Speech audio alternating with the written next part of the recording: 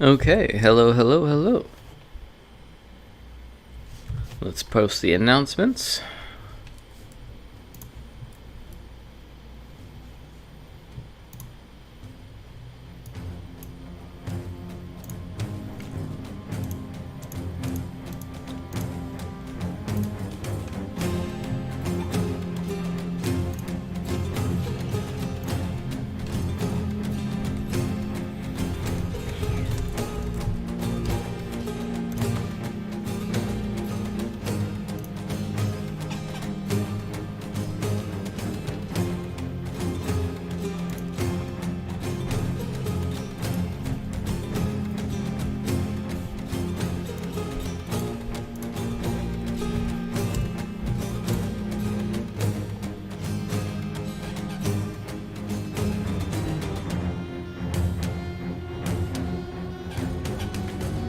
Too many discords to keep track of right now. Okay.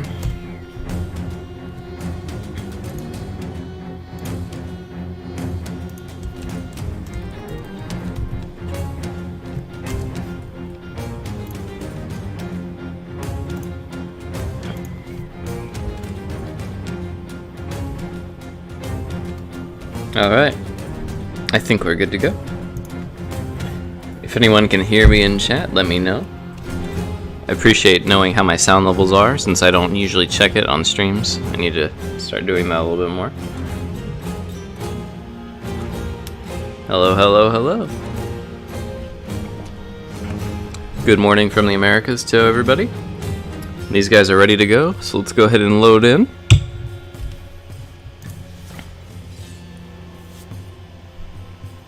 Welcome, welcome, welcome, Suave. Welcome. Oh, what is that? Adelmo of Otranto. Adelmo of Otranto. And good evening from the EU. Is it evening there already? Isn't it just like 2 o'clock or something? Well, I guess it's a lot later than that. It's like what, 4 o'clock or something over there in the afternoon.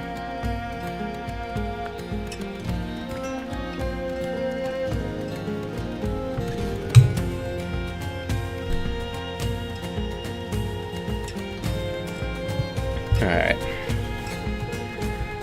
We will turn the music down now that we're in game. We'll need to adjust our sound levels. We are loading in here now. Good, the players are getting loaded in. Let's increase our volume up a little bit. We'll need to turn our camera sensitivity down a little bit because I am on hyper, as you can see, hypersensitive tournament camera setting right now, and I will go through the ground if I don't change it a little bit. And oh, can I not change my camera settings as a spectator? Well, that would be unfortunate. I don't think I can because it's under graphics, isn't it? Oh no, here it is. Here we are. Okay. So we'll turn that down. Make sure smoothing is on. Alright, there we go. Now we're not clipping through the floor anymore. And our players are loaded in. A little bit of a delay there on the loading, but we're going, we're going. Come on, chat. Show for me, please. I need to see my beautiful people. Almost 1900. Alright. Let me turn my volume up a little bit because it is very much on the quiet side. Bear with me, folks, and thank you.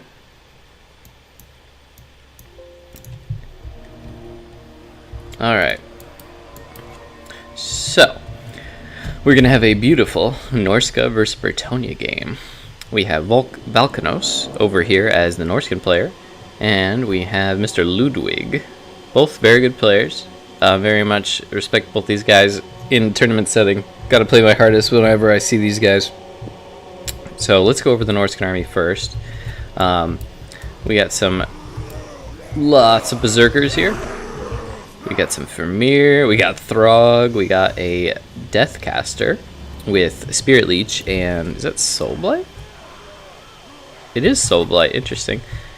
Could be interesting on the Bretonnian Knight. It's going to lower their armor down a lot on top of the armor Sundering from the Famir. So that could be, it might be why he's running so many Berserkers and Famir here. Yeah, so just tons of Berserkers, tons of Marauders. Very simple build. He does actually, oh, and a big Skirmishing Corps. Forgot about that there. So we got a huge Skirmishing Corps here of 5 Marauder Horsemen, and I'm assuming, are they all Horsemen? Nope. There's a Horsemaster.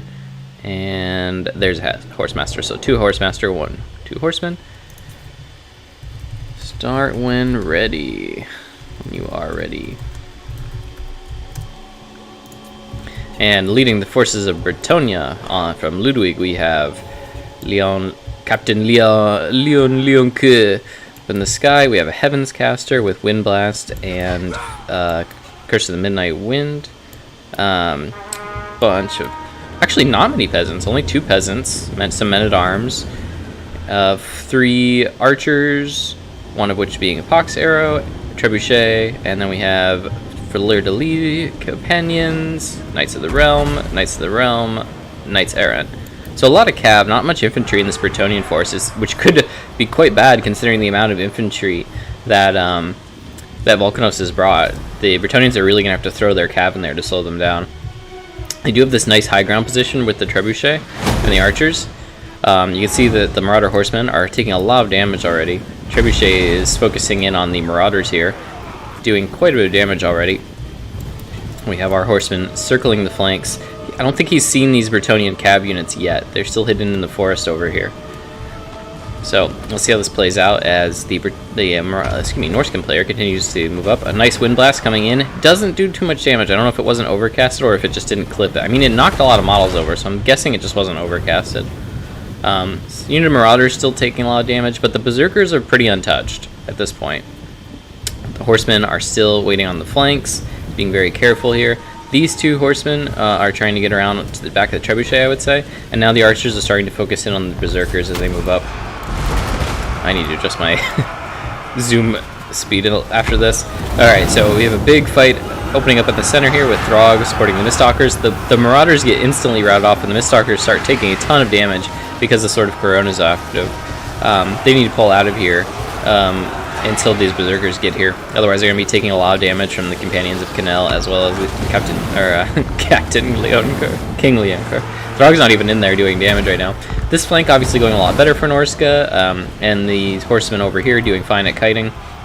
But the center engagement with the Miststalkers taking so much damage, really bad for Norska. They are disrupting the backline really well with the amount of Horsemen, throwing axes, and javelins they have had. So the Archers are now shut down. But unless he... okay, he's actually done a lot of damage to these Knights Errant. And he's starting to do a lot of damage to the Companions of Canel here, so it's actually starting to look much better for the Norscan player. Those Miststalkers, man, they took so much damage and were so low on leadership, but they just held to the end. And as you can see, as I was saying, most of the, or at least a lot of the Bretonnian front line has routed off now. There's a couple units here fighting Marauders, but you know, it's like a 2-for-1 special over here. And the Horsemen are just continuing to go wild in the back line, running over all these peasants, the Trebuchets, men-at-arms. The Caster of Heavens has taken some damage. And what happened to those 2 Bretonnian cav units that were in the back? I guess, let's see here. These 2 are beat up, but they were in the front. Here's a healthy unit of Knights of the Realm, Companions of Canel. I'm not sure where the other 2 cav units got to. Maybe they overchased or something. But for now in the middle, Captain, I keep calling Captain. King Leoncoeur is trying to scrap it back here, but fighting Throg is not going to be easy with that massive anti-large bonus he's got. And now the king is surrounded by Famir on one side. He can still get out over here in this angle, but the balance of power is quickly going in favor of Norska. So we're seeing a Famir build with Throg instead of Mammoths here and doing quite well. I feel like the Bretonnians had the cav to hold them back, but I don't think they had the infantry they needed because there was so many cav units from Volcanos. Yonkar is still going, and he can scrap out quite a bit here. And there's still a lot of Bretonnian chaff here. The issue, of course, being just the leadership. Trebuchet is still offline, being chased down. Some of the peasants are back online, but they're getting interrupted by the caster. Throg continuing to manhandle these cav units wherever he gets in range. And we have King Leoncourt starting to take some skirmish fire now that there's really not many targets for the cav to go on. Let's see here. Most of the infantry in tatters, most of the cav in tatters. I don't know what happened to all of the Bretonnian cav, but other than the two that got wrecked in the front line. But it seems like the Bretonnian cav really underperformed this game. And now poor King Leon, he's doing his best against Throg here, and getting Throg pretty low, but taking so much damage in return. And as soon as he routs, that's going to be army losses, as the Bretonnian army does shatter. So very well played to Valkanos, as well as Ludwig. Good game, pleasure to watch. Some excellent use of the Marauder Horsemen and Horsemasters running over the front line, used like melee cav despite their skirmish status. And you can see those Miststalkers, yeah, they took a ton of damage, but 70 kills in return. So, I mean, just the amount of damage they soaked up and still held made it worth it to have them in the front line. The Heavens Caster instead of the Manticore, way too honorable. I mean, he could have run both, right? He had another hero slot. So let's see here. Yeah, these Knights Errant just got no kills. You would have thought they would have just stayed on the skirmish cav to disrupt them, or keep them off. And he only had 3 units of anti-large knights here, so he just didn't have that much anti-large in his army, right? He's got spearmen, which are like basically not they just pretend they don't exist as far as anti-large is concerned, and then 3 peasant bowmen who were immediately compromised by the amount of horses he had. Now, he did have enough horses to stop the skirmish units from bringing in. But he didn't have enough horses to also stop the Famir from pushing through. So I think that was part of the problem here. All right, GG, and that puts us up as Valkanos being the leader of the King of the Hill with 1 win so far. GG, well played.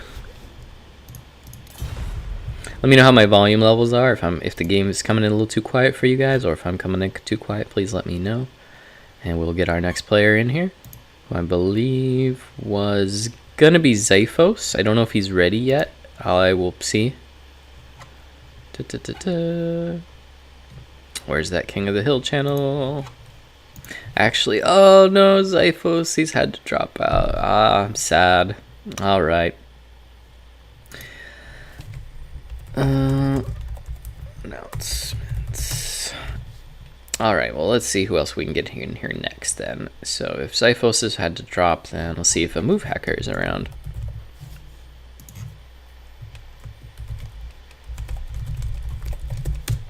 And if not, we'll go down the list for. And I had no intention of stopping the stream, so if you guys want to keep signing up and play, please do. I will do my utmost to get everybody in. I can go for many hours. Deadly bunnies, alright. Did I add deadly bunnies on there? Oh, I don't think I did. I'm sorry. You're right, I did say I'd get you in there earlier. Sorry about having to tab out on you guys. I don't have a second monitor. Or, well, it wouldn't help me anyways. I'm on a laptop. I don't think that would be good for my frame rate. Alright, move. Yeah, okay, good. We got a move hacker coming. So that'll be good.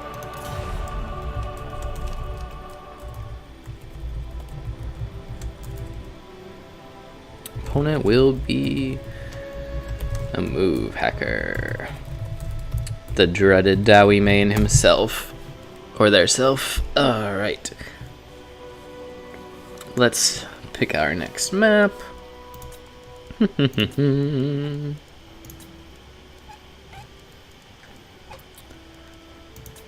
I'm not gonna do any weird maps today, I think. Nice and flat, perhaps, for our round 2. Yeah, I can do a nice, boring, flat ash plains. Nothing wrong with that.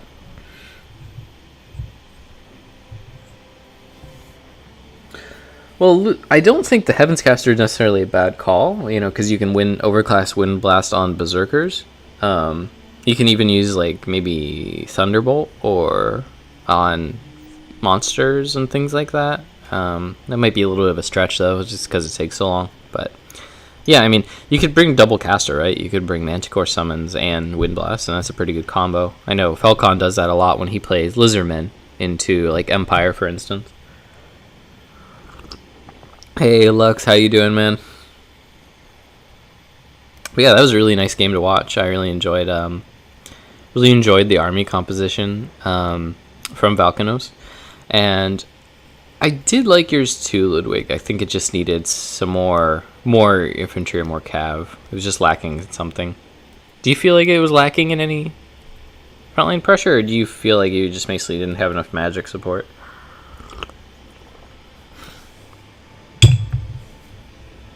Let me check my Discord, my list here, because I have like the list going on in 2 different Discords, which is a pain in the butt to track here.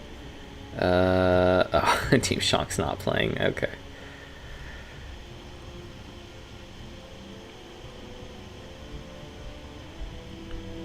And then we have Deadly Bunny.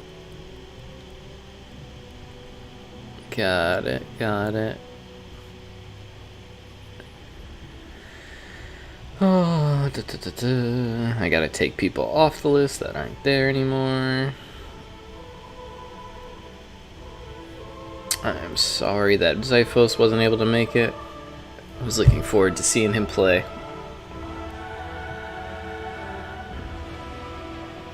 And I'm doing well today, thank you, Ludwig. Or not Ludwig, Lux, I mean. My tongue is very twisted today, it seems. I have been afflicted by Slanesh. I need some vocal lessons from Sigvald. With my S's and my L's. I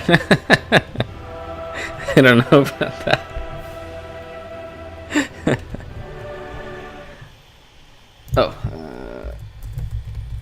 Password is cause. Probably shouldn't be announcing that in stream, but I think it's fine. It's only 13 people here.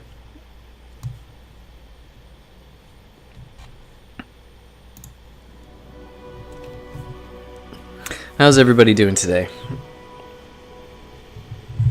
If anybody's in chat and you haven't signed up yet, please go ahead. I will happily get you in. We've had a couple people drop out, so it's even easier to get you in now. Is Froggy a move hacker? That's a good name. I like that name. Yes, it is. Okay, just had to make sure. There's a nice background on your Steam page, by the way, a move.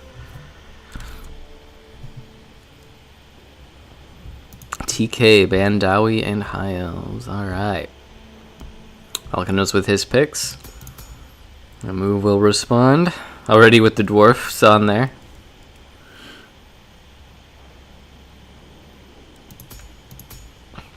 I feel like I feel like I need a flash game or something to keep you guys occupied while I'm waiting here. I need to figure out how to do that. Get a another game I have running like overlaid in the middle of the screen in this area. I haven't messed around with my broadcasting tools too much, so I don't have any fancy graphics at any time. Cookie clicker? No, I'm not gonna do cookie clicker. Ludwig, funny green skin matchup. It killed me. I will admit, Ludwig, that was a pretty good game. It was pretty close, but man, I do hate mirror matches. I do think Greenskins is one of the is the least of the worst of the mirror matches, probably.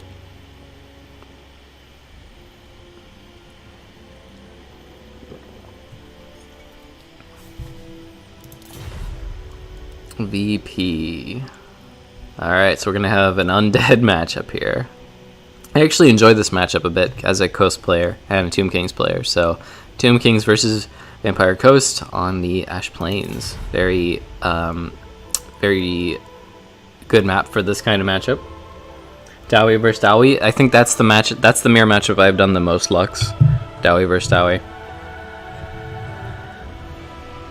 It's all about the thunderers and the cannons. I think it actually gets interesting if you can't bring cannons in that matchup, because then you're forced to bring some other stuff.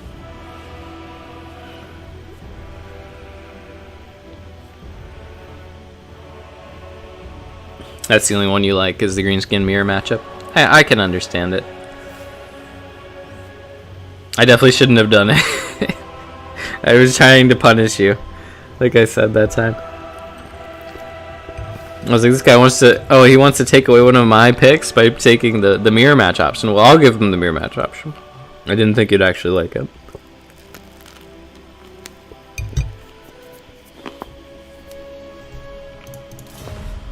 Alright, Volcanos ready already.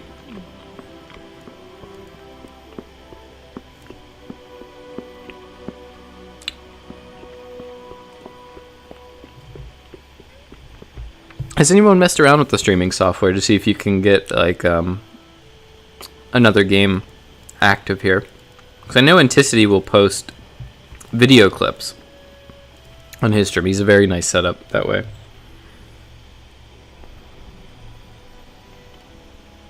Yeah, I'm using OBS. We just haven't messed around with the overlay settings.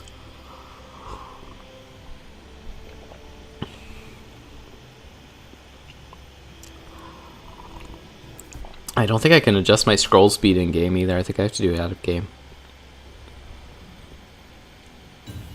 Which means I'm just going to have a really fast to mouse zoom in and out. It's going to be a little jarring. Maybe I'll restart after this lobby and fix it. Alright, our players are ready.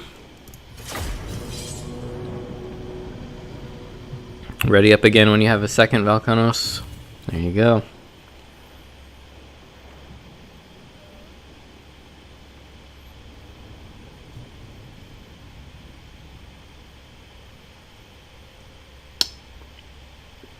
Yeah, that's kind of what I figured.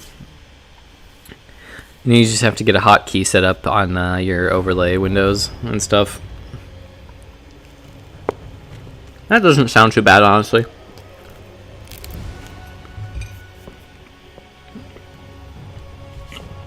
Then it could do like rounds of Battle Brothers between players making their armies or something.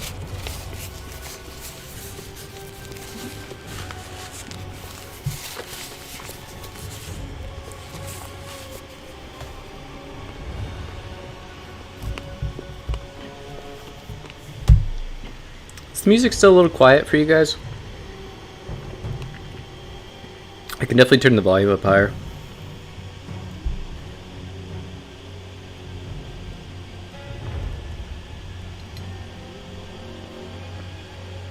Or I could turn the music off and play a different soundtrack. I do have my Battle Brothers soundtrack open in the background, ready to go.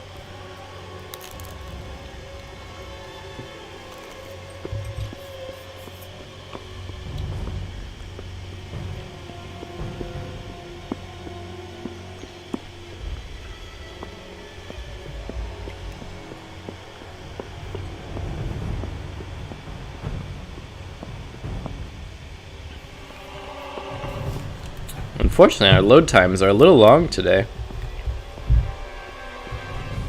I don't think it's me. I think I loaded in pretty quick. It could be Volcanos. I noticed that. Well, Volcanos, though, I thought had a good rig, but maybe it's a move. Oh well. We'll get there. We'll get there.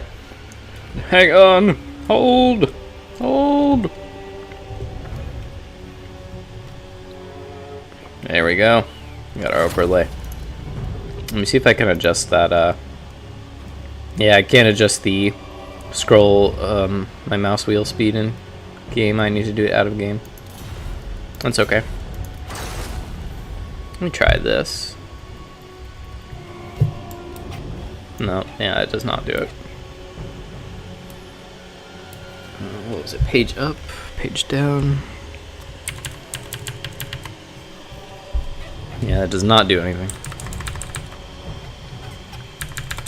That's okay. Still loading in. A move with the Belgian internet. Well, don't you have you have Luxembourg internet? Is that it, Lux?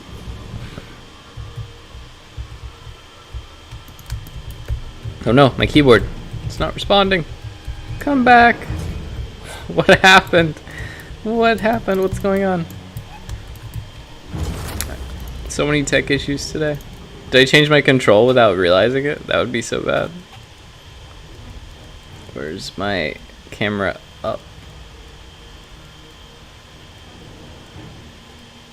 Or my camera forward, rather. Scroll forward. No, it's still there. What is happening? It can't move. Oh no, it's so slow. That's what happened. I figured it out. Okay. There we go. That's what I get for adjusting too many settings.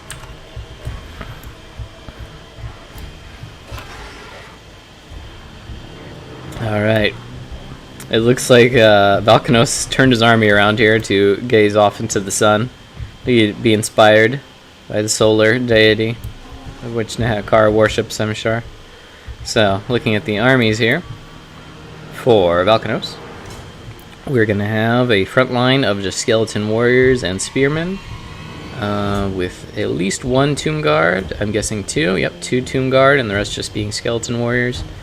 Some Nehekar horsemen, etc. on a sphinx, as well as a tomb prince. Some carrion over here. More carrion and horse archers over here in the corner. And the same again over here. And they're actually silver chevron carrion. Interesting. They do have very high melee defense with the silver chevrons, up to 51. And let's see what we have over here for Mr. Froggy, aka a move hacker. We've got 1, 2, 3 fellbats. 2 deck droppers with bombs, which are a very nice inclusion here. Are we looking at a Deeps caster? We do have a Deeps caster. Is this a Noah Nahek build? I think it is a Noah Nahek build, because we have Aranessa on foot here, and all her spiky glory, her sawfish leg glory here, with her Crabbo bodyguard. And then of course we have the caster of the Deeps over here with crab summons, tide call. I think that's it, just tide call and crab summons. I don't see another caster unless they are hiding them somewhere. We also have some sirens, carronades, 3 carronades, black bot. So not a lot of guns, mostly just a few cannons here. And basically a very sturdy center position with the crabs. Alright, the players are squaring off. We're going to have fellbats fighting carrion. Oh no, the bombers are getting tied up by the carrion. That is not what a move wants. Alright, nice job there, screening out with the fellbats. Carrion also trying not to take that engagement, although I think they would beat the fellbats pretty badly. But I guess they were worried about getting shot. Cannons opening up, taking out the horse archers, as well as the Nehekar horsemen. And the 2 corner positions are starting to move in. Bats being really aggressive here, bombers being aggressive. It's true there's not a lot to shoot down the bombers other than the horse archers, and the horse archers are pretty far out of position since they deployed in the corner. There's only 1 unit over here. So a lot of this infantry is going to take a ton of damage from the deck droppers, unfortunately, as well as getting pounded by cannon fire here. So very painful for Valkanos as he moves up towards the Vampire Coast position. Have our horsemen and our corner vanguard positions over here starting to get close to the Vampire Coast. This one of Carronades has turned around and is shooting at the horse archers, but it is taking a lot of damage. And oh, I'm sorry, it hasn't turned around. It is taking a lot of damage from the horse archers though, so it might go down here in the next minute. These 2 cannons in danger as well, getting the carrion on them. So a move has taken all this range, mobile power, and gone to disrupt the Tomb Kings, but in return is now getting his cannons shut down. So I don't know if it was worth it or not. Especially without Nehek to heal everything up here. He's just going to be taking tons of damage, not able to heal anything. We get the sirens trying to chase off some of the horse archers. But, I mean, definitely points for a move for not bringing lower vampires, bringing Aranessa here. So, alright, let's see how the aerial warfare is continuing here as many models are dropping. Looks like the carrion are actually losing on this battle and then winning over here in this battle. So we have our undead vultures versus our... I think the fell bats are actually living, right? They're just evil bats or something. They're like the one living unit on the Vampire Coast or Vampire Counts roster. Alright, we got some crab summons going in here to disrupt skeleton warriors. His combat sure has changed. That's true. Alright. Now our crabs and Aranessa holding back the front line, as the bombers have been able to stay online thanks to these fellbats screening out all the carrion. We do see most of the cannons being shut down by now. You can see this one over here is completely crumbled away, and then you have these two over here that are already down to half health. The Cav trying to push through, but they are tied up in Sirens and the Black Spot, which is not going to be great for them. Need some infantry in there. We have a Tide Call going down. Very nice Tide Call doing a ton of damage against the Skeleton Warriors. And here comes Big Boy Cetra, ready to serve up some volleyball on the sands of the dune, or the plain of... I forgot what the name is. This map. Oh well. Alright, there's a net down on the Tomb Prince from Aranessa. And the crabs are in there, or trying to get in there. They're having a little trouble, but they are starting to get a few hits in here. Oh yeah, wow, that Tomb Prince is taking a ton of damage already from those crabs. Holy smokes. I think the cannon's also focusing the Tomb Prince down. The Tomb Prince is taking a ton of damage, or at least was while the Spearfisher's net was active. Where is Aranessa in all this? Okay, Aranessa taking Cetra on. Then it looks like it's not going too well for her. She's taking a lot of damage already. And she's singled out. She needs to get back to her crab bodyguard. Oh, she's getting hit with every attack, taking so much damage in the process. The crab's going down over here, but I think they need to go down over here to save Aranessa. Unless a move is just happy with her dying. Maybe he's just happy to have her gone here.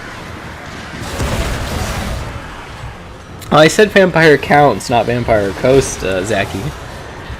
Alright, so let's see. The Black Spot's still holding out against these Skeleton Horse Archers with their anti-large bonus and charge defense against large. Pretty even fight on the front line. This Tomb Prince is really low, obviously, but so is Aranessa, if she's not dead already, now that I took her eyes. Nope, she's over here, but she's probably going to get chased off by the Carrion or the Horseman, or outright killed. And now Cetra's coming for the Deepscaster. Deepscaster's in trouble here. Oh no. Surrounded by horses and getting beat up by Cetra. Sad. This is a sad sight. He needs the Black Spot to get free to start shooting in on Cetra, because now that the cannons are all gone, there's nothing to take down Cetra. Unless all the other units die and Cetra's forced to sit inside of the angry crab people. Another Tide Call going down, doing pretty good damage to the Carrion over here. As the Tomb Kings are winning out on most of the frontline engagements, there's really not many that are going well for the Vampire Coast here. And a nice burst from Cetra, not really pushing anything away, since I guess these are the only infantry in the area, but just doing a little bit of damage here and there. Cetra is tied up by the crabs right now. If the Black Spot were to get free, unfortunately it looks like that's not going to happen, as they're getting dragged down by just numbers of Carrion and Horse Archers. Unfortunately. Cetra is still taking a good bit of damage, because these crabs do hit pretty hard, but not the kind of burst damage that the Vampire Coast needs to kill him, as the bounce power is slipping further and further away from a move. Sirene's still holding pretty well, up to 92 kills. But with both Tomb King heroes alive and most of the Vampire Coast army in tatters, it's not looking good. That ace combat up in this guy just didn't help a move out enough to give them the edge in the game. I would have held my mobile reserves back maybe to help protect the Carronades, because the Carronades could have done a lot more damage, I think, if they'd stayed online longer. As we see the last rear charges coming in, trying to stop it with these pole arms here, but they're so tattered, and the horses just pull back.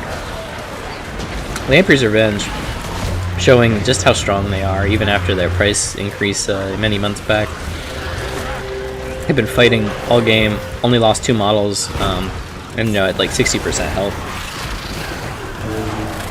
Alright, Lux, thanks for stopping by, man. Have fun in new games.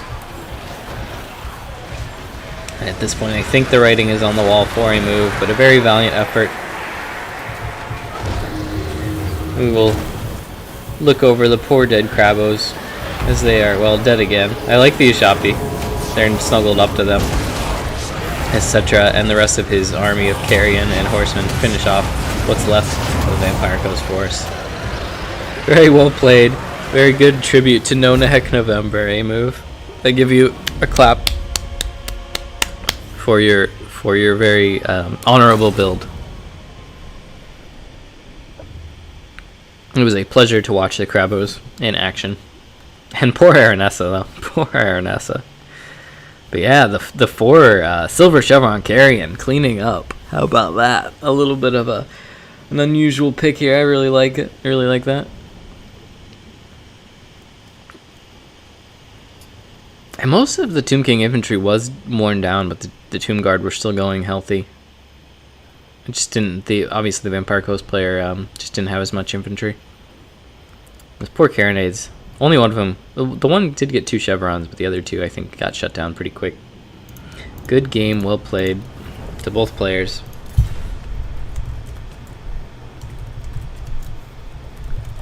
Nice No Heck build.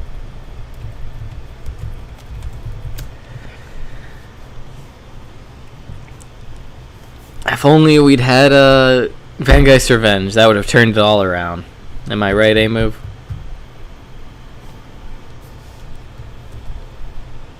Alright, let's get our next player in here and keep the ball rolling. We are up to Legion, I believe. But I don't think that's Red Legion. I think isn't that the other Legion? Let me see here.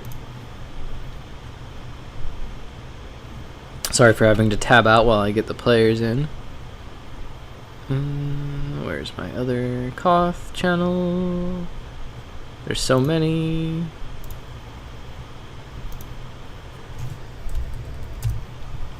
Okay, Legion's on the way in. Good, good. And then we'll have Swarv and Deadly Bunny and anybody else that wants to sign up.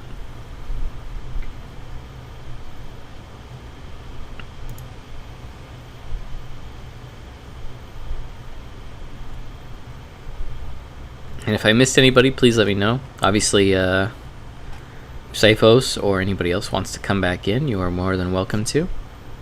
So yeah, Legion, and then Swarv, and then Deadly Bunnies. So we got Valkanos up to 2 wins so far. Let's change the map.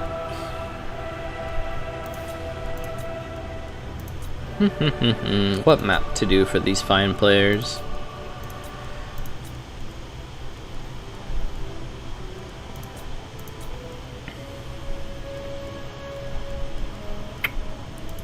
Mission, Galbaraz. Yeah, let's do Galbaraz.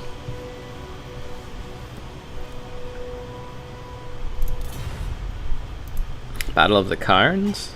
Cairns? Which one is that? I see swamp and I see forest and I see a big blocker in the middle. I don't know about that.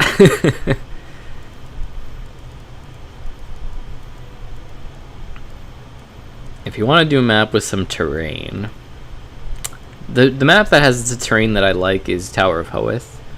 I also like Languille with the trees in it.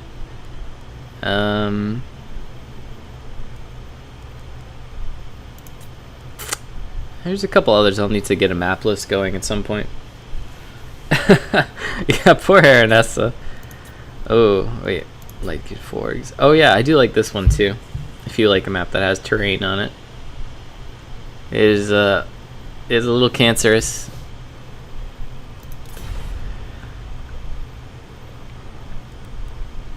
It's one of recommended maps. Kind of small, pretty, really pretty.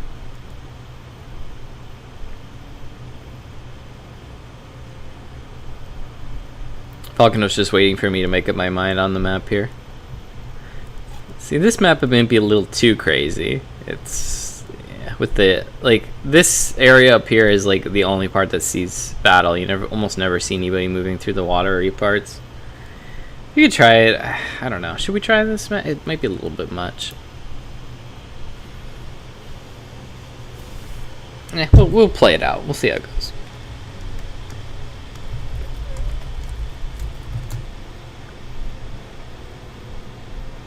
Valkanos picking Vampire Coast, banning Empire and Dawi. He's going for the aquatic bonus on this map, I think. That's the other problem with maps with aquatics. It's like, and they become a really challenge when you can just pick Vampire Coast and do it. But as you can see, you can have a flat map, and that's also not any better.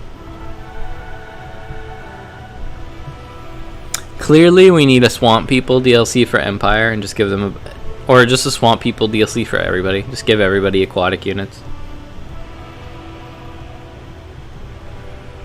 Unbreakable aquatic units. Turn everybody into Vampire Coast.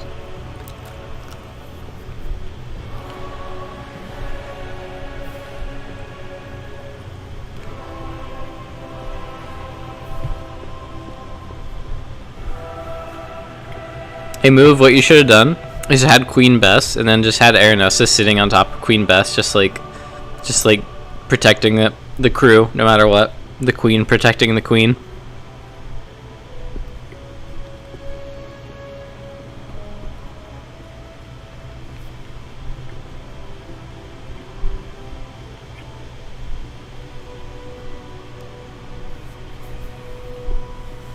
Are you referring to the skinks, J Phoenix?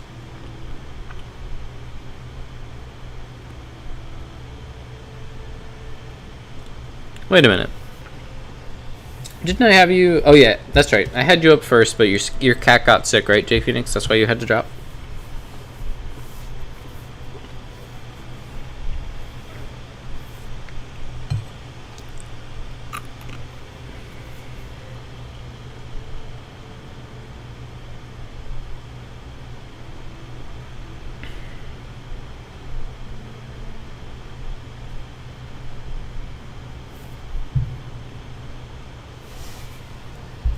Get some music up in the background while we're waiting here.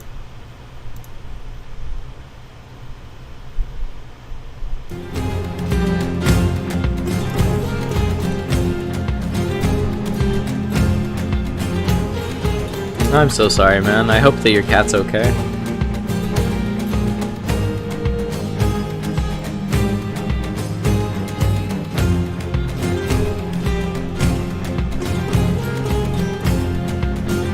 Poor kitty.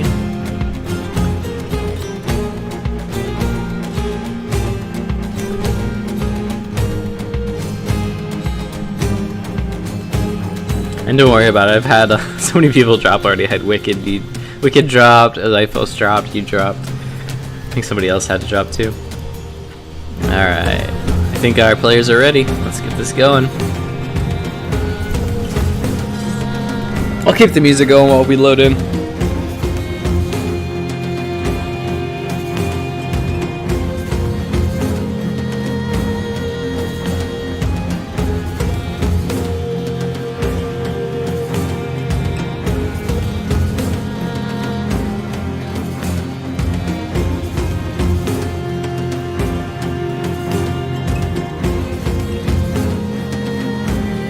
I don't want to refill my coffee if these guys are going to take a minute to load.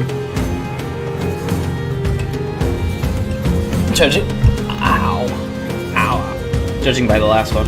Oh, man. I just like crushed my thumbnail.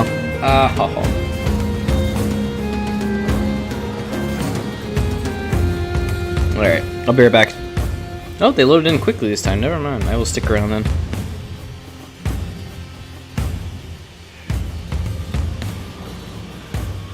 A pleasant surprise.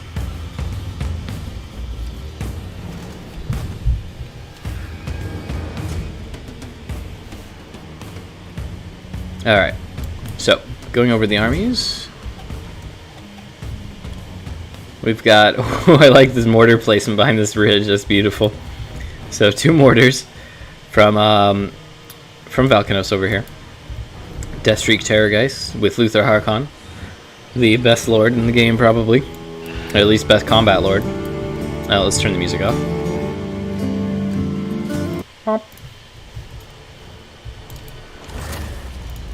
I want my in-game music a little bit louder.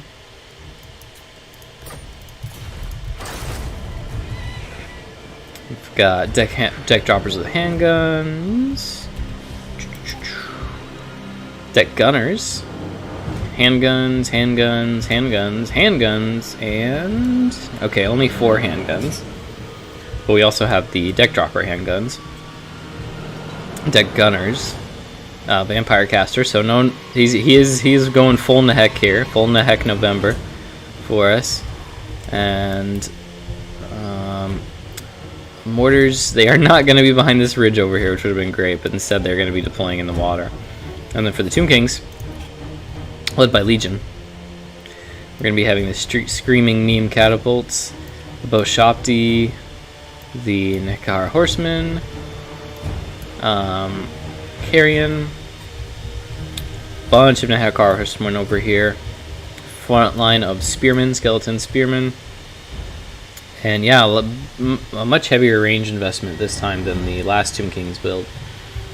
Last Tomb Kings build was pretty much an all melee rush. This time, as you can see, we got a ton of firepower here. I do quite like that, especially on this map here. You have this nice ridge up here on the hill with a chapel, and these stone hills here. So the catapults can definitely put in some work from this position.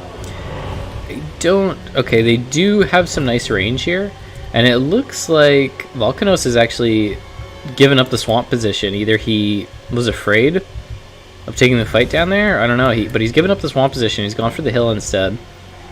So he's moved his army around like 2 or 3 times already. Alright. Legion saying good luck, have fun. And I like both armies. I definitely like both armies here. The double Shopti and the triple Screaming Skulls is going to be really nasty. But so is the line of handguns and the double mortars, as well as the double handgun bats led by Luther. So it should be a pretty good map.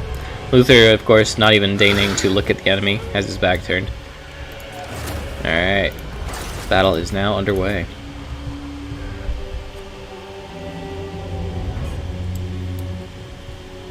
Tomb King player starting to advance with the infantry. Legion here. And the Cav are going to be moving up, screening out.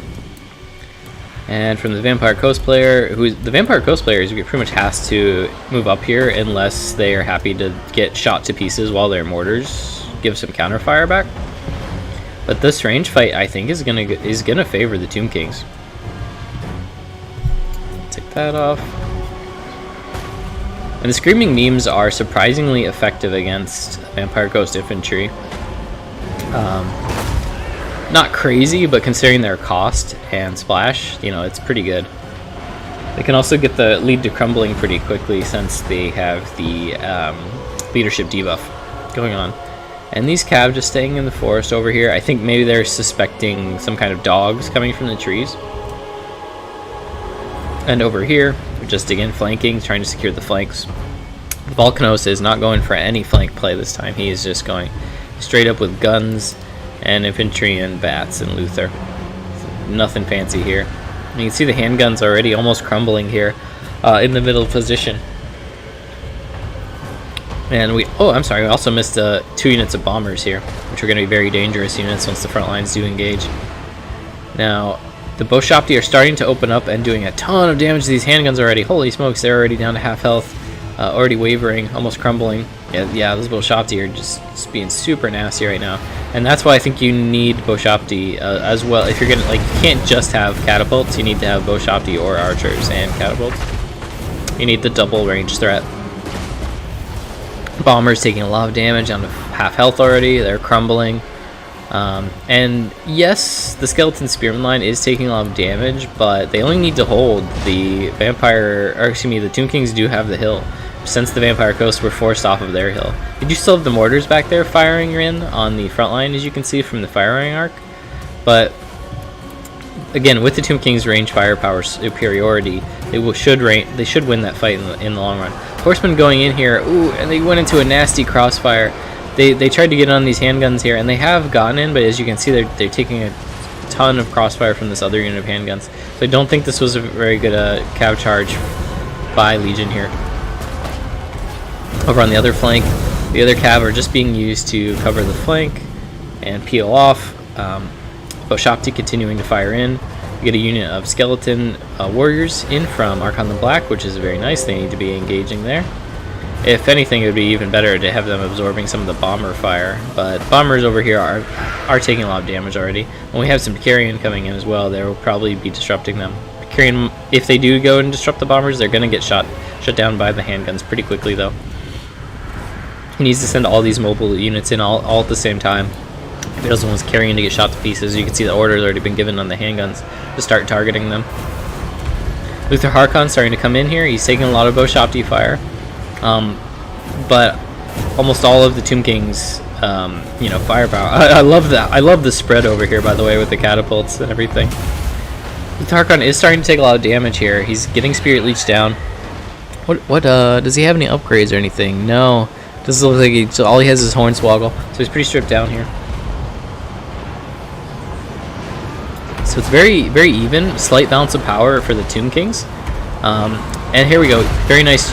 Oh man, that Screaming Skull catapult hit was devastating. Just did a ton of damage to the deckhand mobs there.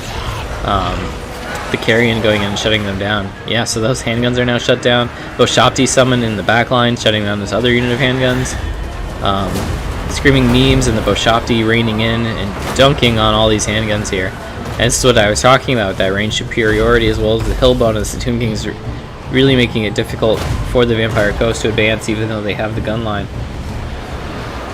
These Nahakar horsemen that were being held in reserve charge down the hill, start finishing off these deckhand mobs while the Screaming Skull shots are coming in, and it's looking more and more bleak for the Vampire Coast. They can heal up Luther Harkon, and of course he is a raid boss, so he will still be a threat, especially as the ammo gets low on the Boshopti. The Boshopti are really the only thing that can kill Luther Harkon at this point. So if he heals Luther Harkon up and the Boshopti run out of ammo, that could still be a way for the Vampire Coast to come back in this game. Now the deckhand mobs the deck hunters are getting focused down by the Screaming Skulls, and the Screaming Skulls are actually showing that they're pretty effective against this type of unit. Having the two models here makes them easy to hit with the splash attacks, and they're actually crumbling out. Luthar taking so much damage. He's going to be at his healing cap, like 75% health, if he does get healed all the way back up from where he is now. Horsemen cleaning up what's left of the deckhand mobs in the front, as well as these Boshopti. Actually engaged in melee over here. Well, I don't think this is great. Charging the Nehakar horsemen into the summon unit, not very good value here. I think he could have left them there. These are also a summoned unit, so not great value. Mortars coming in. So at this point, it's really just both players' artillery is all that's left, except with the exception of the few cav units. So there's a few cav units from the Tomb Kings player, as well as a few deck droppers from the Vampire Coast player, and one unit more of pole arms.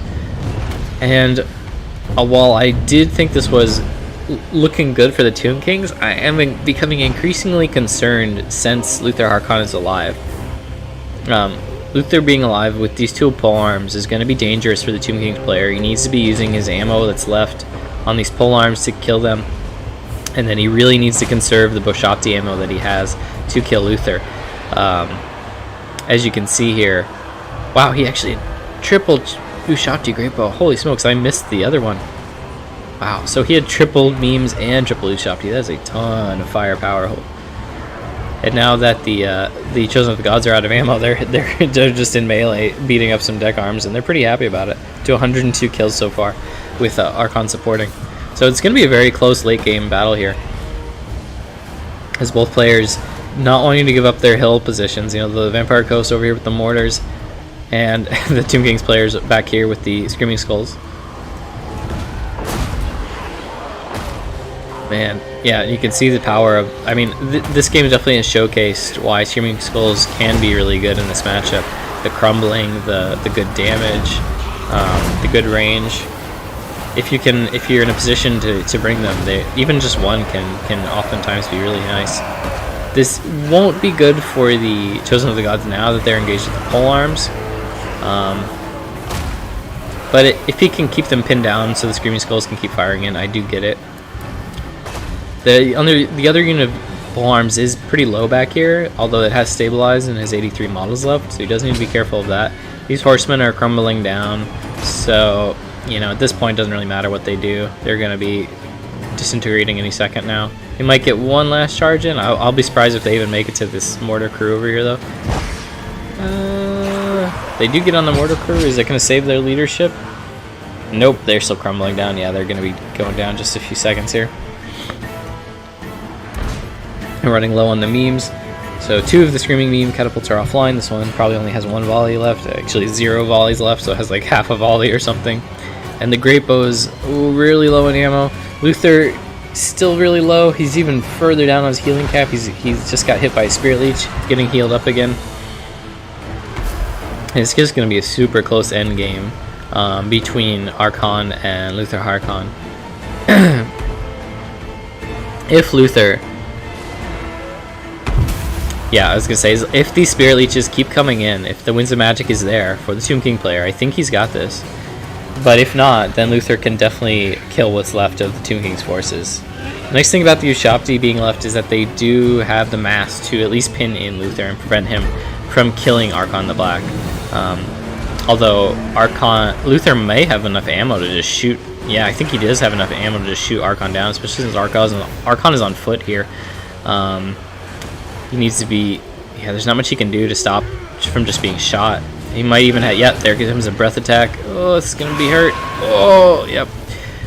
And all Archon can do is just try to keep dodging, try to keep spirit leeching. He's out of ammo, unfortunately. So that's... Oh, man. Did he just... Wait, how did he get a second breath attack off that fast? Was that a bug? I don't think he should have been able to get 2 off in that quickly. So as soon as Archon goes down here, that's going to totally change the balance of power. Oh no. And now a game that was looking so good for Legion just totally changed in a matter of moments by Luther Harkon assassinating Archon the Black. Oh man. That hurts so badly. It was such a close game. I knew it was going to come down just to a few, you know, Spirit Leeches and Luther sniping in the end, but man, wasn't expecting it to happen that fast. As the last few mortar shots come in, a couple more pistol mob summons. Damn, excellent try from Legion. It was actually a very close game.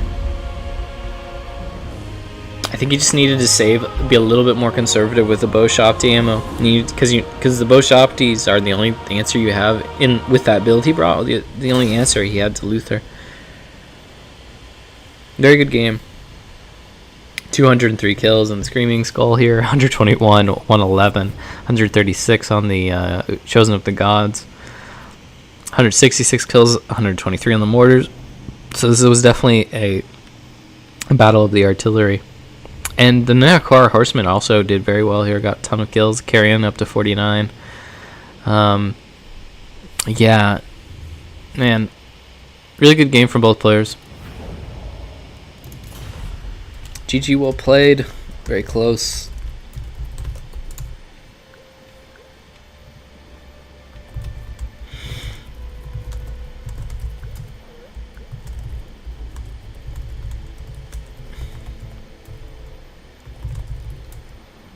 Five seconds on another Spirit Leech. Well, I don't think another Spirit Leech would have saved you, Legion. I think you would have needed like a couple more, and you needed Luther to be in combat, taking damage from the Ushabti, so you could like cycle charge him. Since he had ammo on his pistol left, that made it a lot more difficult for you. Man, yeah, super close game. I think just got to be a little bit more conservative with the ammo on the Ushabti. Alright, let's get the next player in here. Who's going to be Swarv.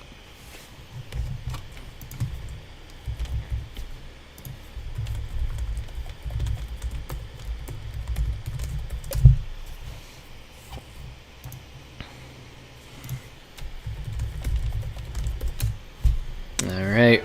Balkanos continues his winning streak. Up to 3 so far. We will do Lengil. Linguini. Linguini? Is this the Linguini map? Am I pronouncing that correctly?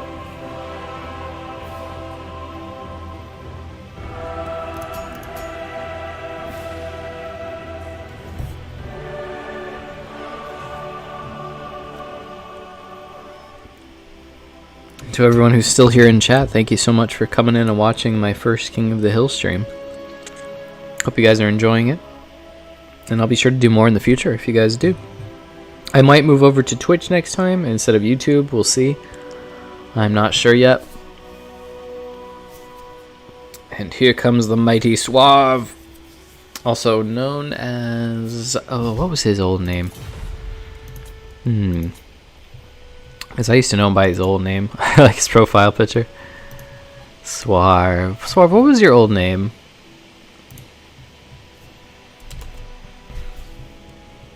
Perhaps he will tell us later. This should be a good match. Looking forward to it.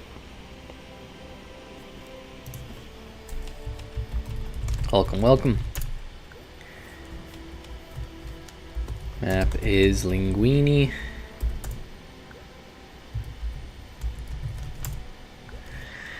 Alkanos goes Norska again. Bans Vampire Coast and Empire. Valkanos really doesn't want to face the Empire today, it seems.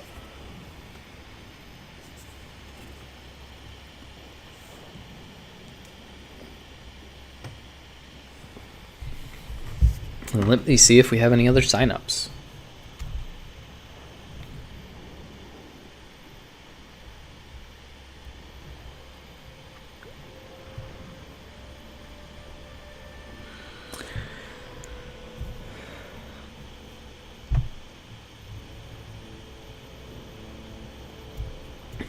Falcono says, I got a bit lucky with my mortars, had ammo, so I could pull back. Ooh, Suave going for greenskins. Greenskins versus Norska. It's going to be a frontline fatality.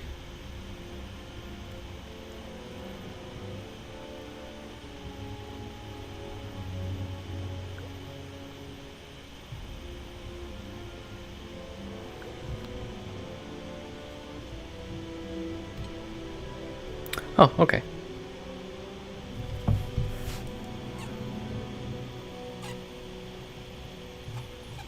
Apologies, Suave.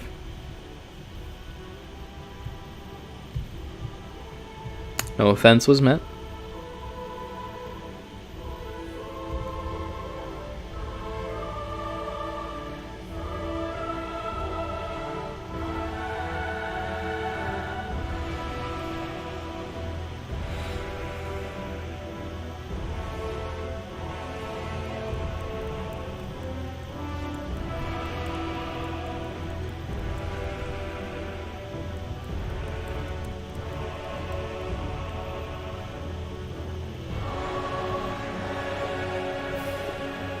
I would like to start giving out prizes for the King of the Hill, just like $5 here and there, once I have the money for it.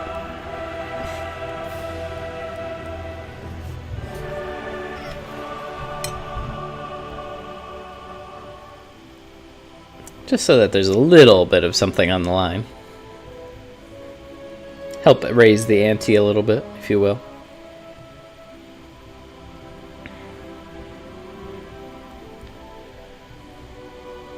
Up the ante, I guess, though. Would be the correct terminology. Alright, so after Suave, we have Deadly Bunny.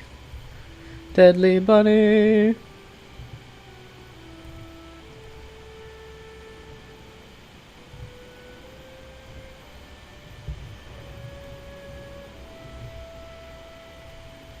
I'm just checking all my discords here. Ooh. They're taking a little bit longer to make their armies this time, so they must be thinking about it hard. Should be a good match. I have mixed feelings about the Greenska-Norska matchup. I feel like it just highlights why Norska is so strong.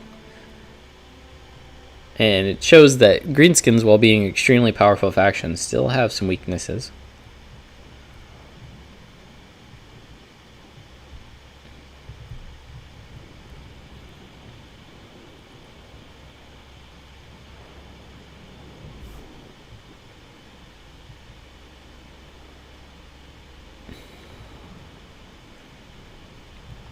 Yeah, you did have Luther down really low for a bit there. I saw Legion, but if there's one thing I've learned from playing a lot of Vampire Ghost and against Vampire Ghost, never expect to actually kill Luther. He's always gonna get away and rally his leadership and heal up one way or another. So better to take the slow and cautious approach when killing him, unless you get him stuck on the ground somehow.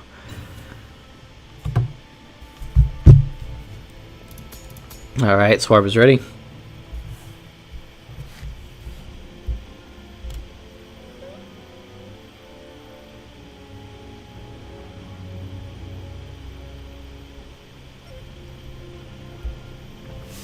Very much looking forward to seeing these two guys go at it. That sounds really kinky when I say it like that. Alright. We'll use different language next time.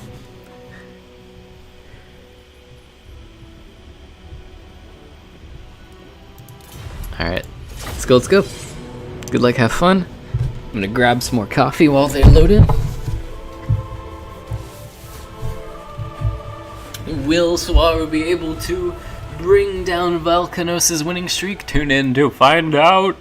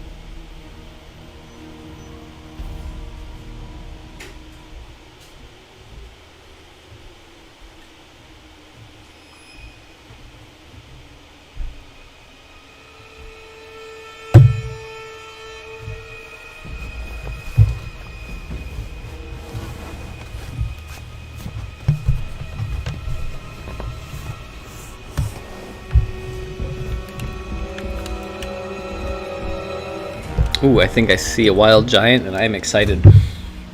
Alright, so this time let's go over Suave first. As the two players line their armies up, we're going to have a very nice front line composed of a nice mix of infantry. We got Orc Boys, Goblins, Savage Orc Biggins, Night Goblin RORs, more Orc Boys, and more Goblins.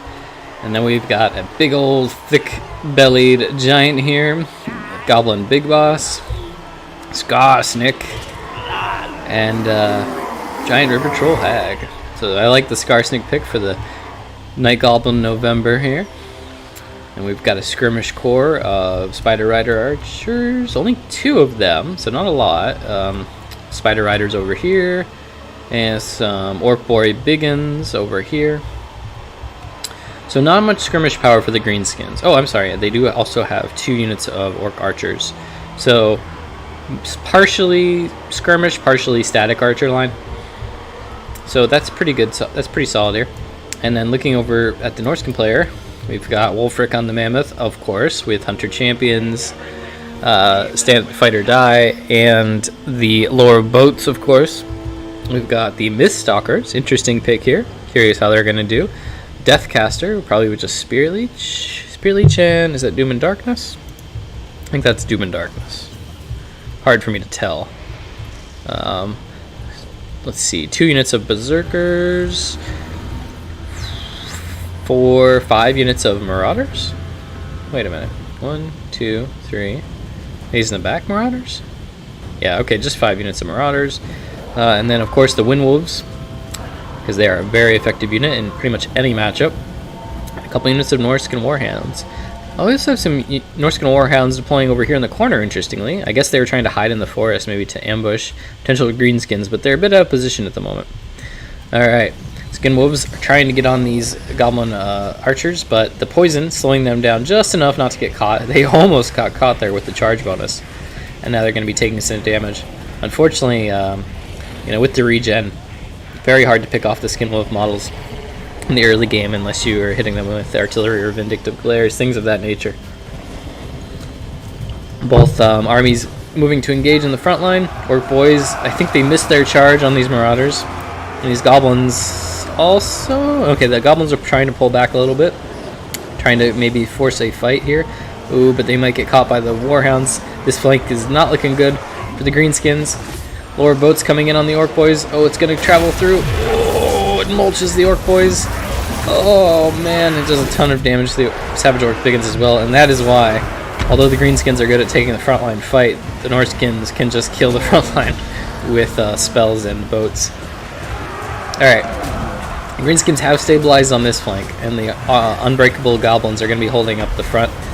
Night goblins starting to, or excuse me, the Famir taking a lot of damage from the giant here, as well as Skarsnik. And Wolfric trying to get in, but there's not a lot of good, there's no infantry for him to roll over here anymore. He needs to be on one of the other flanks.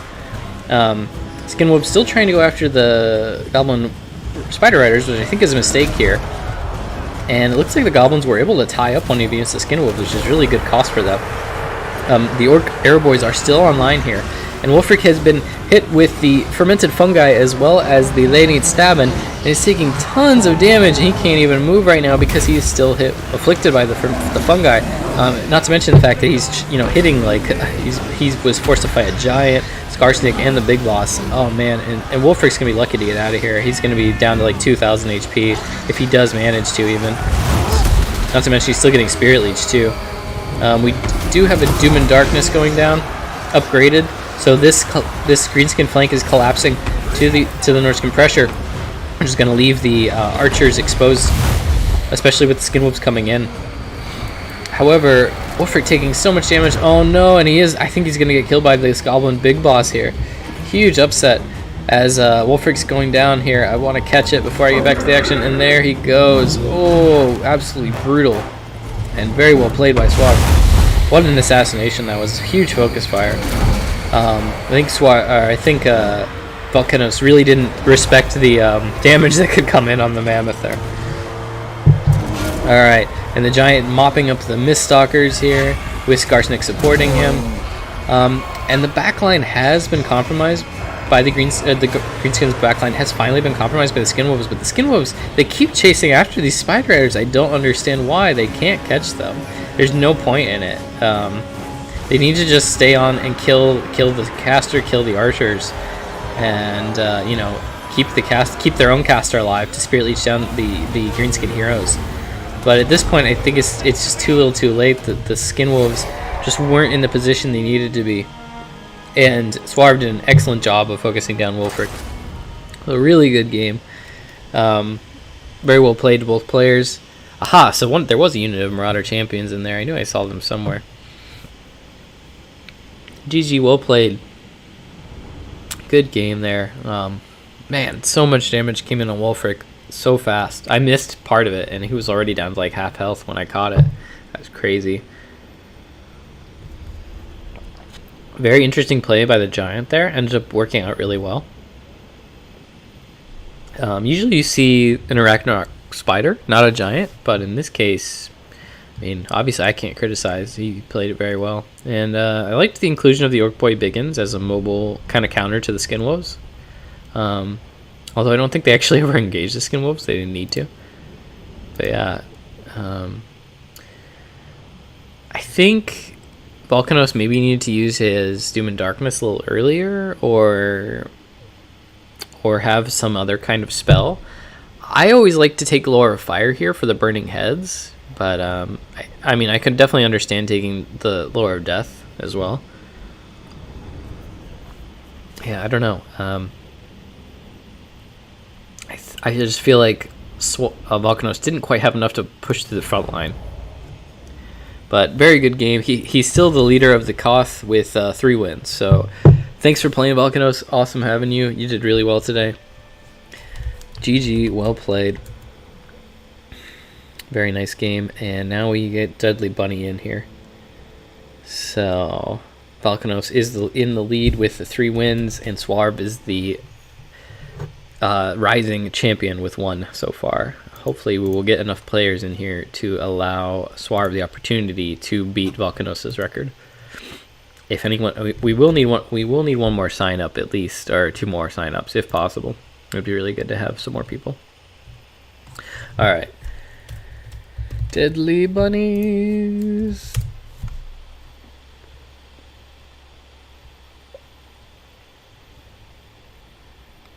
Alright, he's on the way.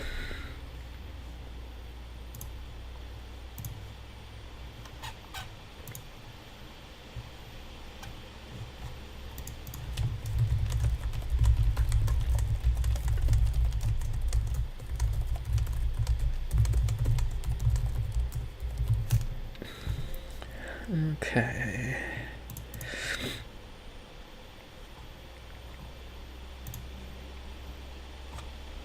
I'm just sending out the summons. I'm summoning the electric count, so please give me a moment.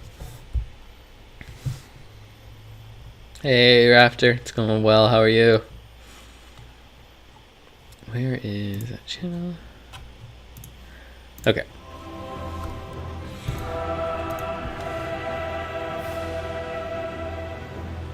Come, Aldamu. Adamu, let's fight. Suave calling you out. There's a reason I usually ban greenskins as Norska. See, I tend to I feel like that's one of my harder matchups, honestly, as a greenskin player, Valkanos, because Norska has boats and fire, and I feel like my cav and infantry just get absolutely demolished by the combination of burning heads and the lower boats and mammoths. But you went for a different magic approach than I did. I do need to change the map. Thank you, Valkanos. Let's go do Galbaraz, since I wanted to do that one earlier.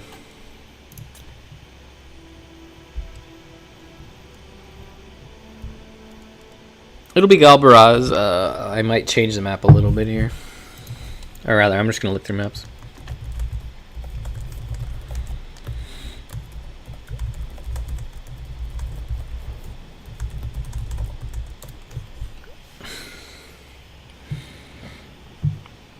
Would you like to sign up, Raptor? We could always use another player.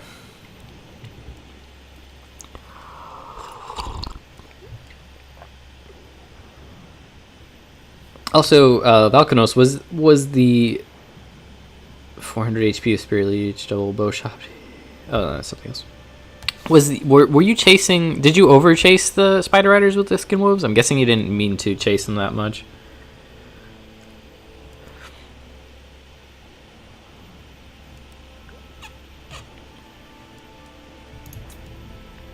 Fall of Man.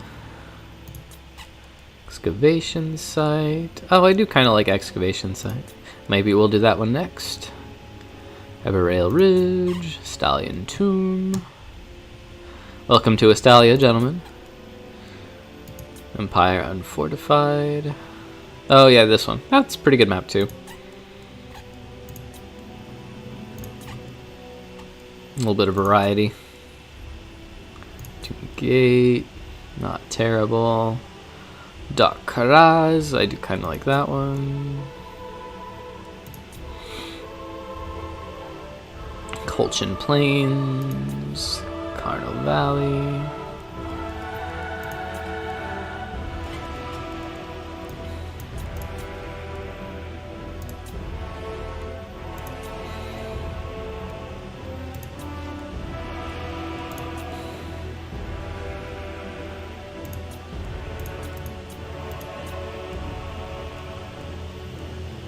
Toothgrass Hill, I like that one as well.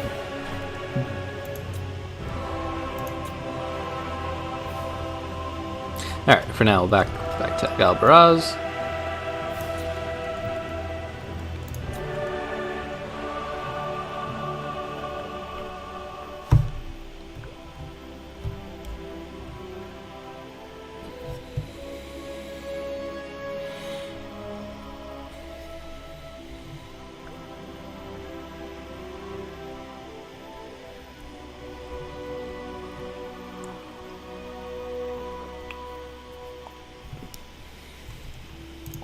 Alright. So, Suave is going... What?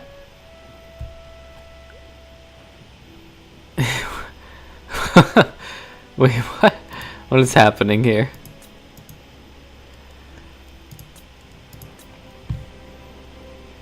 Are you guys making me do a Skaven mirror match? You're evil. Evil. Swarv, are you trolling?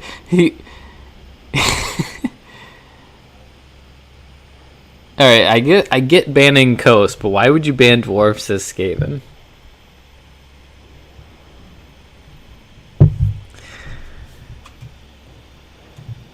Pick Clan Rictus. Alright, Clan Rictus versus something.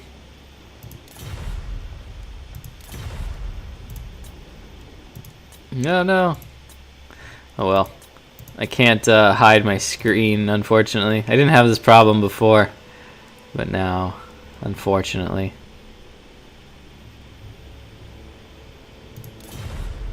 Maybe if I just toggle between the two really fast, they'll make it even at least. Just pretend you didn't see anything. I guess I could get an impromptu screen blocker up.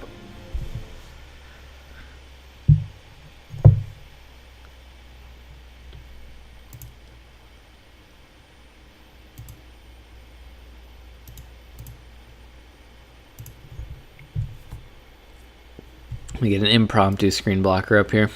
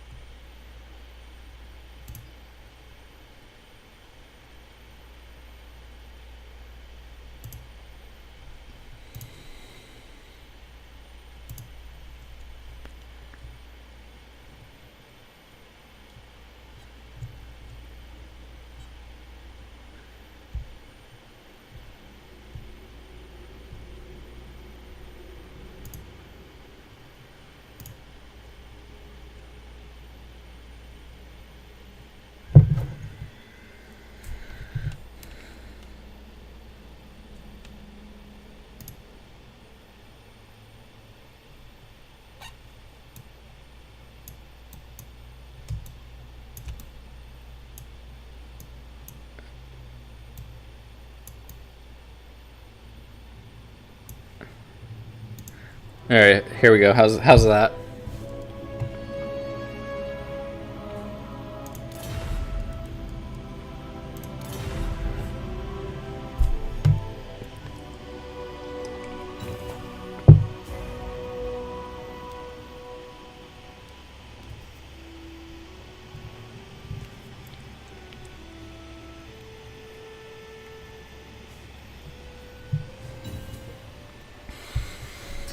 Seems our players are ready.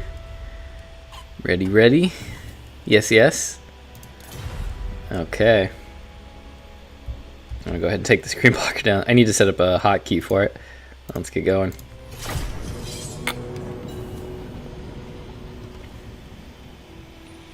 Good luck. Have fun. Oh man.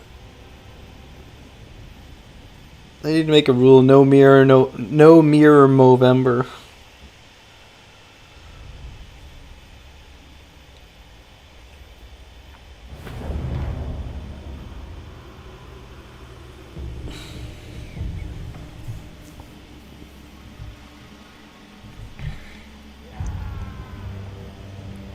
I hear Skaven screaming already, even though nobody's loaded in yet.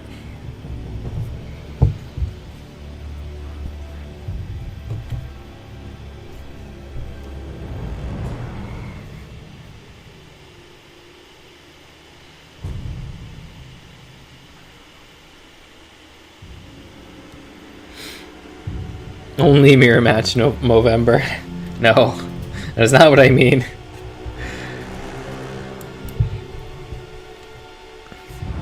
But yeah, Valkanos, you did really well.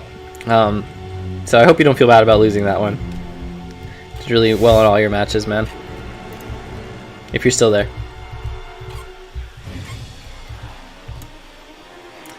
Oh, nice. I had a nice image of the storm vermin all with their mouths open. Whew, wow, so we have a meme Movember build here from my man, from my man Deadly Bunny. Ooh. Alright, Gold Chevron Storm Vermin here with a whopping 32 melee attack and 42 melee defense. So strong. More Gold Chevron Storm Vermin. These ones, okay, these ones actually have decent. Actually, their melee defense is almost the same as the Halberdiers, isn't it? 42, 45, and 42. They should have a lot better melee attack. Only 70 leadership too. It seems a little low for a Gold Chevron unit. Oh my god. And we have, okay, Silver Chevron Rat Ogres. So, not Gold Chevron. An Eshin Sorcerer. Oh, it looks like my debug cam's off again. Okay. And then, what spells do we have? Brittle Bones, that's a really good one. And I can't tell what the others are. Let's see here. Brittle Bones, Armor of Darkness, and Skitter Leap. Okay, so he's gonna, yeah, instantly Skitter Leaps these Rat Ogres here so they can't be seen. And then looking at the army from Swarb, it's a little bit more serious. We've got Natty Boobos, more Warplock Jazales, just tons of Warplock Jazales here, 4 Warplock Jazales. So he was expecting a very serious build, and that's not what he's up against here.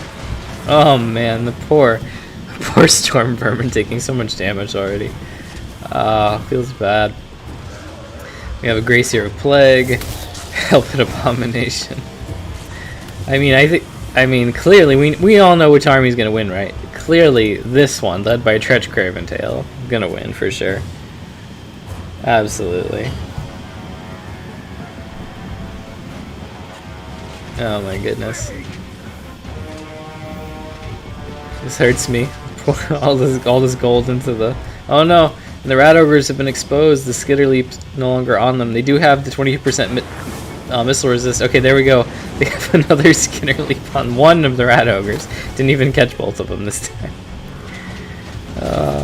No, Stormbringer, what are you doing? I like the sound of the rounds hitting their armor. It sounds kind of cool. Oh, that one's head got blown off. Poor guy. Alright, here we go. Let's see how these Storm Vermin do against the Skaven Slaves. They are killing them pretty quickly. And here comes, oh no, Deathmaster Sniksh against Tretch. It's so unfair. Oh, but Sniksh gets knocked over by the explosion. Run, Tretch, run. That's one thing he's very good at, is running away, right? There you go. He's running. Oh no, he's coming back in. Don't do it. There's an assassin in Sniksh here. Don't do it. Oh, that's a nice, very nice spell there. And some of the Storm Vermin have gotten into the back line. Or at least they're trying to. Oh no, Tretch, no, this is not looking good for you. Oh no, poor Tretch. Where is he? Where is he? Oh, he's routed off already. At least he's running, I guess. Live to fight another day. And the Storm Vermin are still going. Like, their leadership's actually holding quite firm. Rat Ogres have come in on the flank now. The Skitter Leaped Rat Ogres have come in. And they actually are shutting down Jazales. They killed one unit already. And then they probably will get on this one. If they do it right. Ooh, this might be a mistake here. Going after the Gracier Plague. I think they need to keep pressuring the Jazales. Wow, okay, here we go. The Rat Ogre, the Storm Vermin over here are actually shredding the Rat Ogres with their superior stat line. And of course, this one unit, the Jazales, is 2 speeds slower than the Storm Vermin. So they're getting caught. Oh my god, is the Storm Vermin rush actually going to win? I mean, the balance of power is heavily against him, and Tretch is about to die. But... man, I don't know. Is there any way the Storm Vermin could pull this out? The problem here, obviously, is the Council Guard. And he's gonna lose his Eshin Sorcerer soon. The balance powers absolutely hates him right now. I feel so bad. 3 of the Jazales are back online. 2.5, I should say, and that's definitely a big problem. The summons keep coming in. There's still the ROR Halberd Storm Vermin here, Council Guard, and they're full health. And the bounce power is just getting worse and worse for poor Deadly Bunnies here. Most serious commentary. I mean, I like seeing elite infantry do well. Like 131 kills on Stormvermin here. It makes me happy.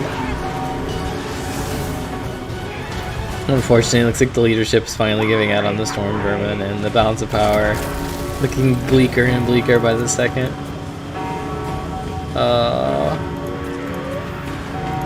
GG, well played.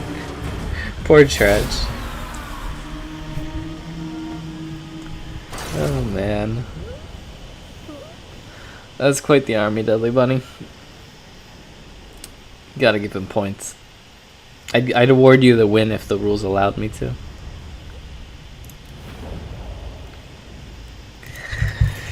Oh, that was good stuff.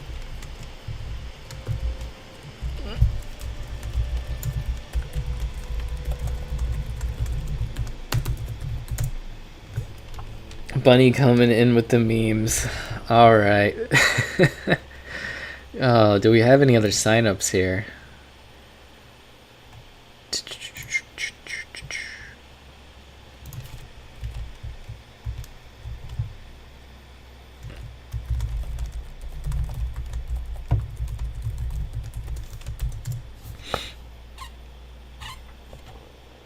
Let's see. Raptor, if you would like to play, you can hop in. I don't have anybody else on the list currently.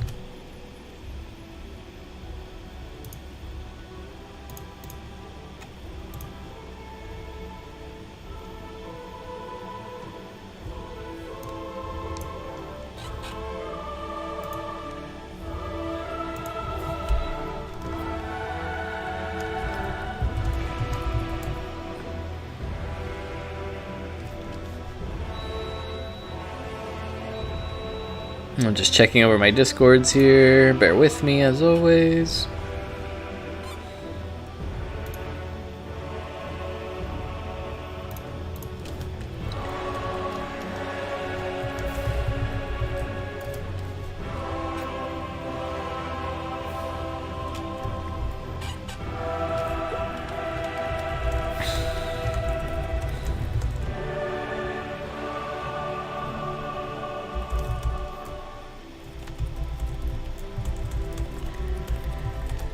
The password is Koth if you need it. I'm just taking care of some Discord stuff right now.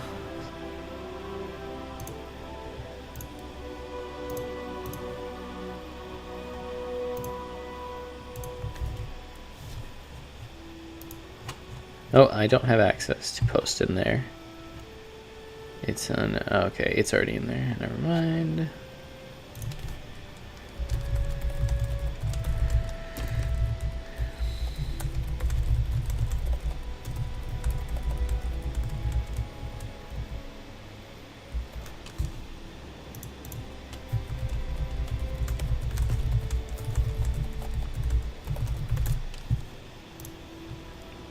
Totally not OP stuff. I love it.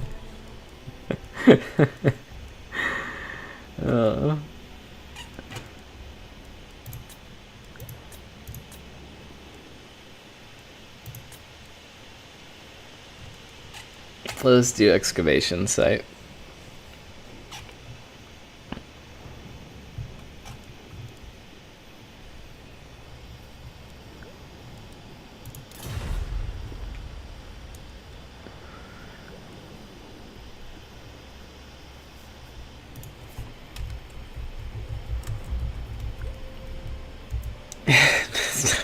No.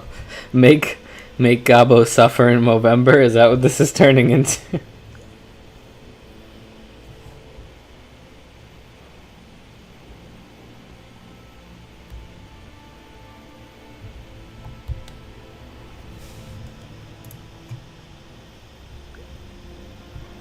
Oh no.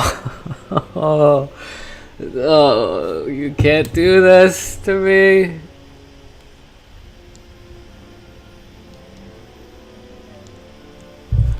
Oh man, I'm gonna play the Spider-Man clip. You can't do this to me. You can't make me do a vampire count mirror match. Why? Why? Last time I'm allowing Raptor in.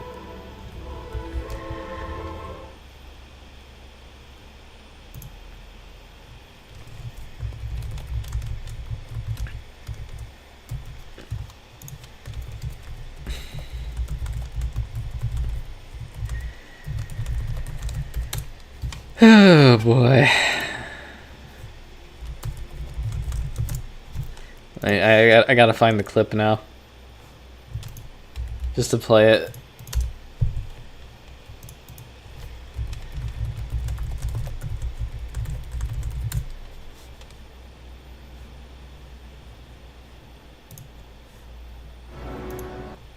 Where is it?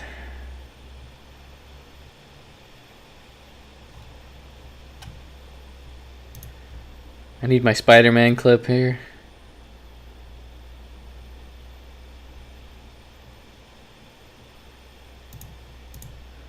I started this company. You know how much I sacrificed? Oh, Max, please. Norman, the board is unanimous. We're at hell. Oh man, where is it? My clip. I couldn't find it.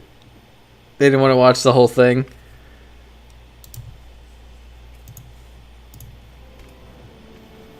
No in the heck. Double vampire mirror match. No in the heck. Oh god. Oh boy. Well, it's a thing. It's a thing that we're doing, I guess.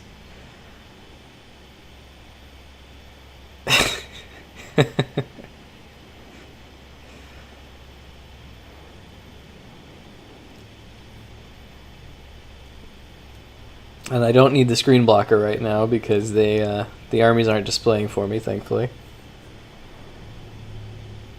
Bring 5 corpse. I mean, if we don't see 5 corpse cards, I'm going to be very disappointed, Valkanos. Very disappointed. And if somebody doesn't bring Helman Gorst, then something's wrong.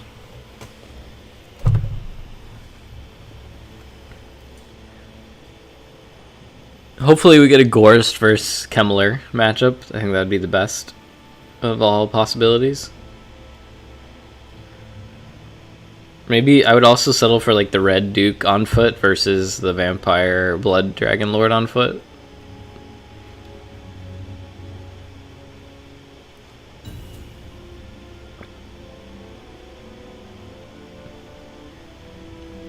Double Isabel von Karstein with 2 White Kings each or 2 Banshees each and just never ending hero squad heals.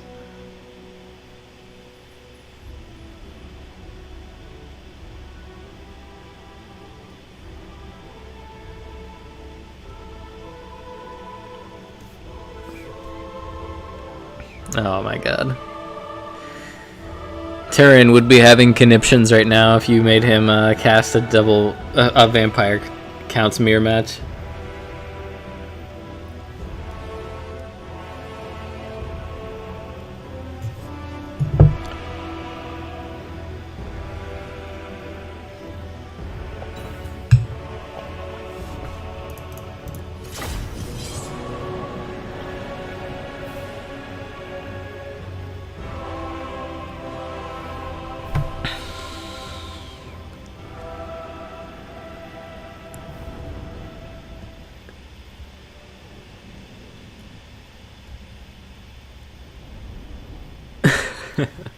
Alright, let's do this.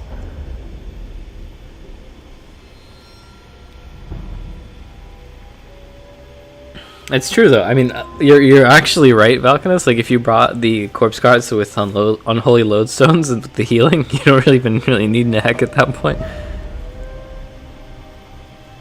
Or Mortis Engine. But Mortis Engine is just lame.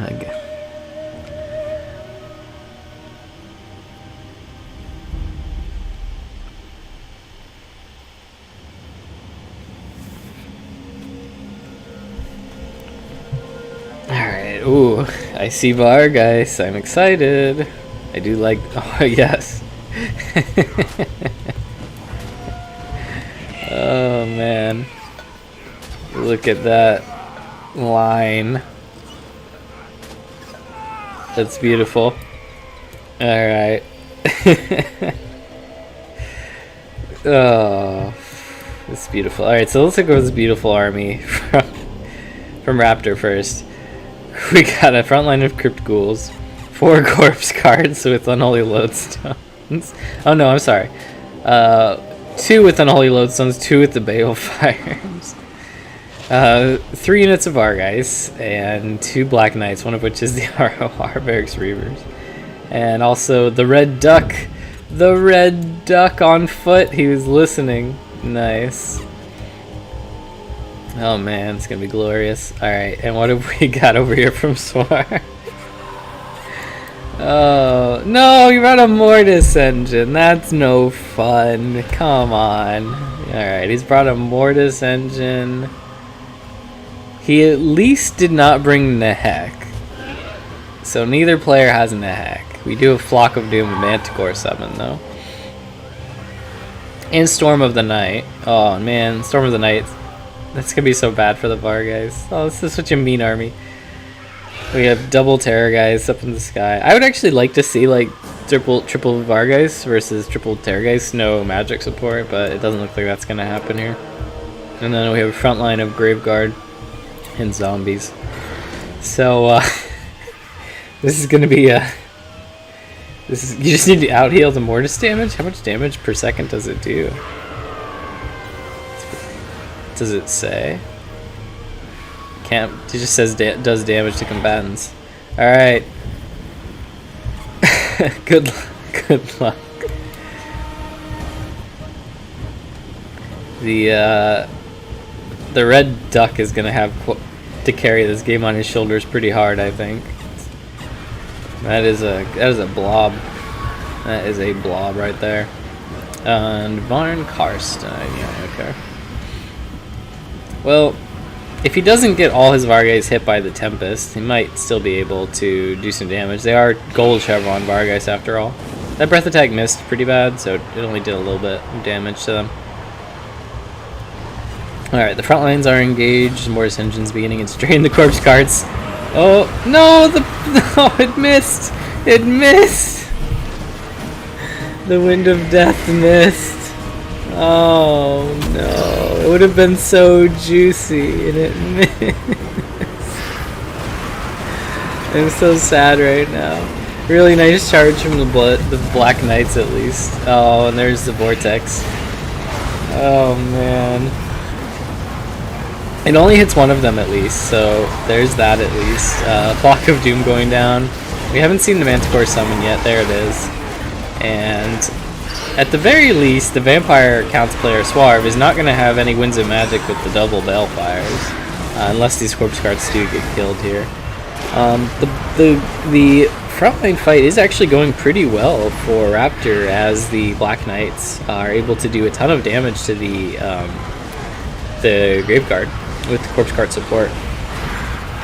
You just need to keep cycle charging. You know, he doesn't have much to stop you from cycle charging, and these corpse cards are actually holding up very well. Vargeist going in for a rear charge onto the Terrorgeist. Terrorgeists are very bobbed up, and the Blood Knights coming, or the Black Knights coming in for a rear charge as well. Terrorgeists are kind of taking some damage. The problem is they don't have a good surround on them, so they're kind of getting away with a lot of hits. How's the Red Duck doing? Okay, the Red Duck's healthy, but I don't think he's going to be able to... Oh, and we have a Vargulf summon. I forgot that's not a Manticore summon, it's a Vargulf summon with that Lore of Magic. I just never see it. If the Red Duke can kill either the Von Karstein Vampire Lord or the Corpse Cart, you know, I think that would be a chance. It would give them a chance here. But both Terrorgeists are still going strong. However, the infantry, like I said, a lot of the infantry from Swarv has been taken apart by the cycle charging of the Black Knights. And the Unholy Lodestone healing is actually coming in quite handy with the for the Crypt Ghouls and the Black Knights there. However, you know, still is more dissension, full health more dissension to deal with it. Double terrorites. Is that legal? Are you allowed to? I guess you are. How much do terrorites cost? Actually, aren't they? How much do they cost? I can't remember off the top of my head.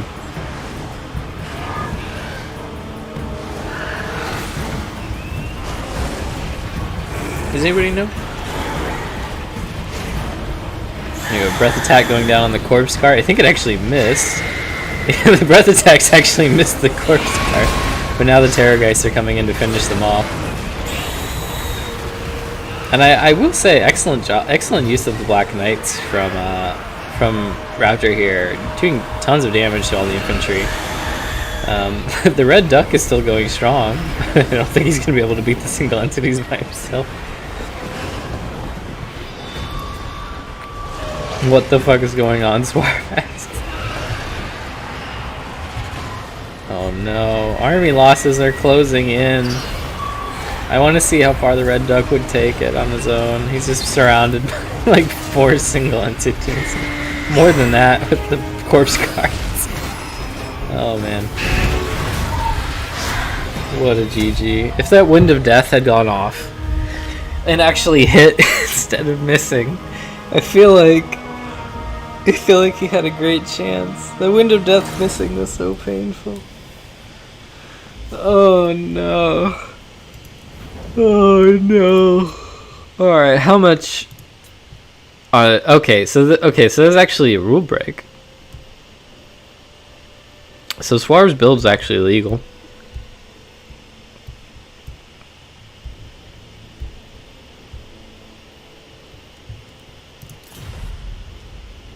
Yeah. I think Swar's build was illegal. Let me double check.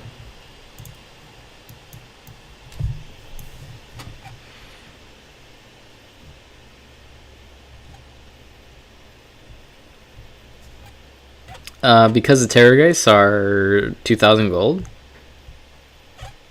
We brought 2 of them.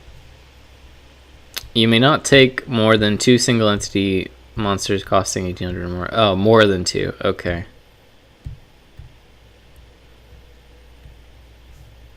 For some reason, I thought it was 1. You can't take more than 1 single entity monster that costs 1,800 or more.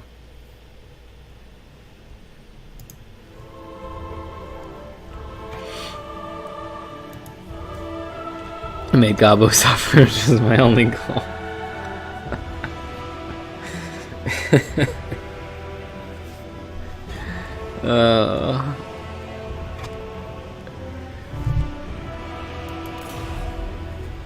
What made me suffer the most was the Wind of Death missing.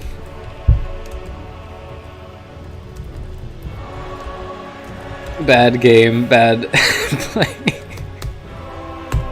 Bad game, well played.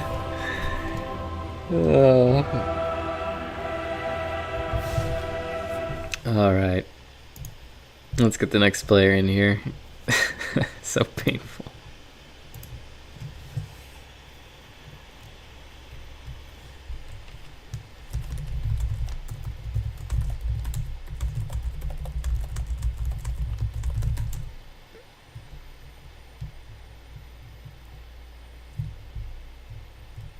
Alright, we're gonna have Bears coming in next here. You aimed it down his entire army and it just drifted that far off. Apparently you can't trust Wind of Death. Map, alright, alright. Pick a map, hang on.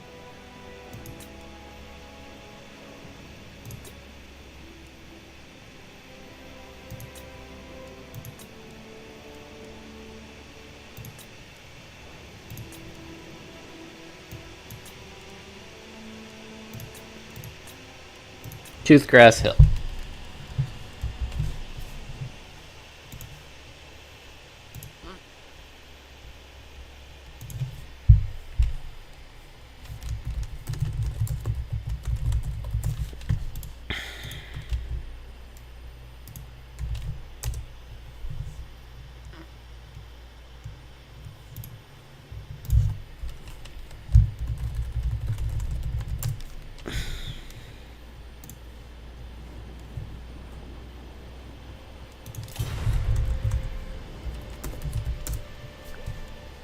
I feel bad, Valkanos, that you didn't get the easy meme matches. the meme mirrors. You had to fight for it.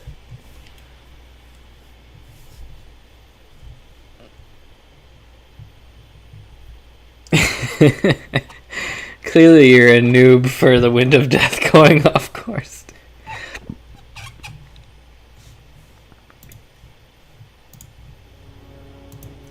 Why this one? I like this map, that's why, Swarb.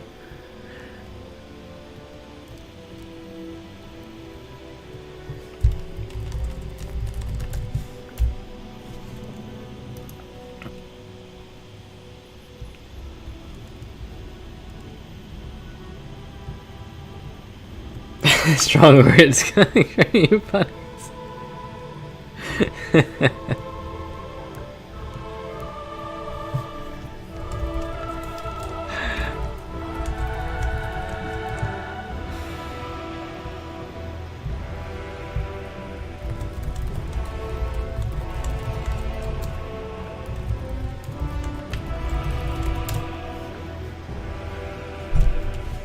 Oh, I might have to add bears.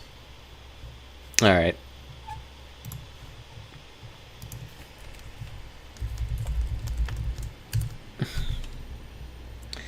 Let me add him.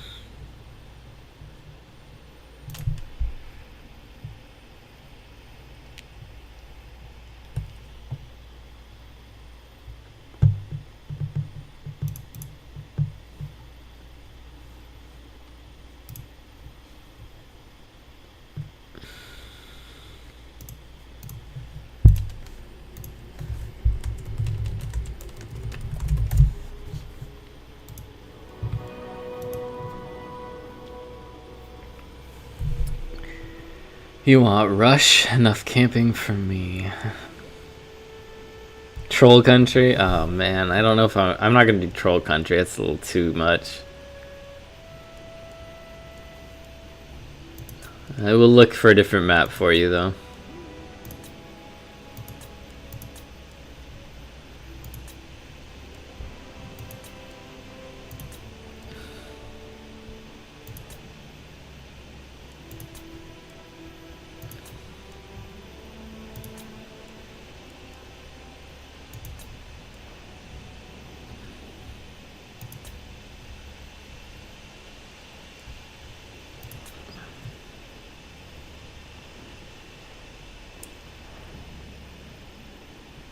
I just did a Leipzig or Ford earlier.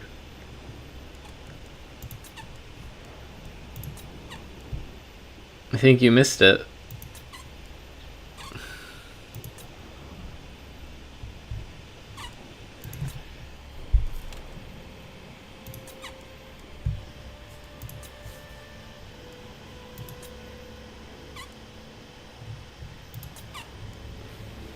Essence of Chaos.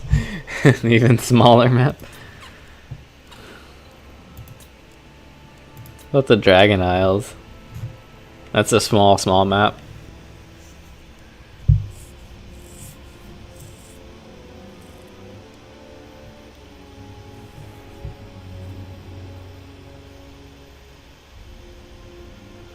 Duskwatch Plateau. What's that look like?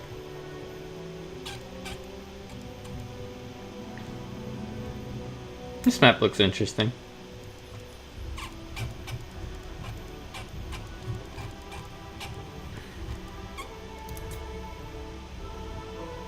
This map looks really hilly. It's the one I'm thinking of. I don't want anything that hilly.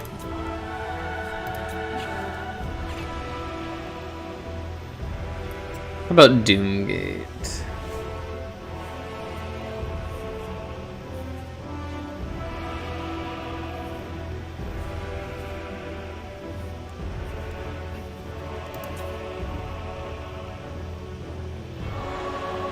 Oh, I know which one I want. Fall of Man. No, wait, not Man. Not Fall of Man. What's it called? Empire Unfortified. There we go.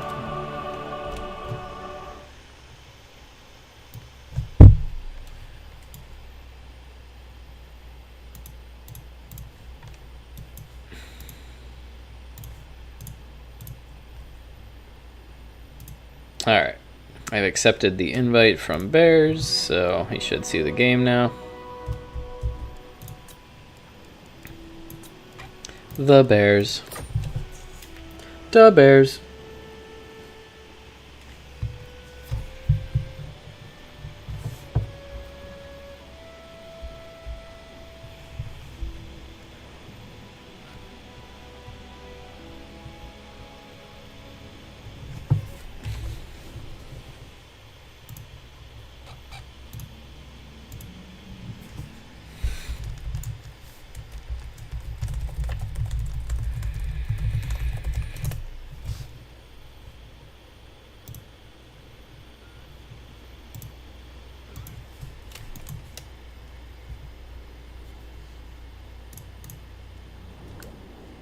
I think I will need to put the screen blocker up for this one. There we go. Bears is in. Is this your first King of the Hill, Bears?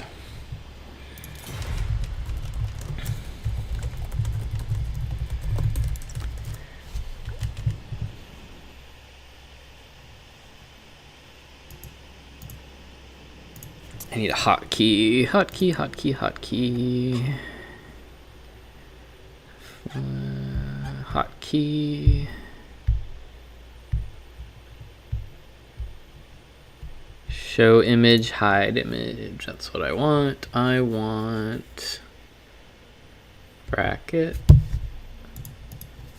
Bracket. Okay.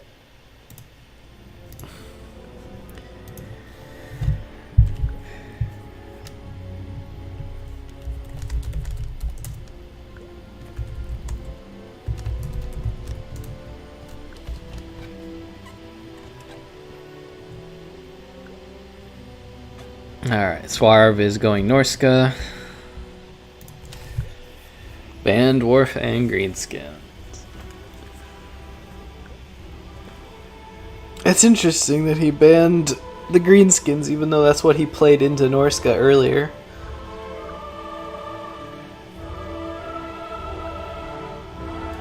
And Bears is going Lizardman. Very nice.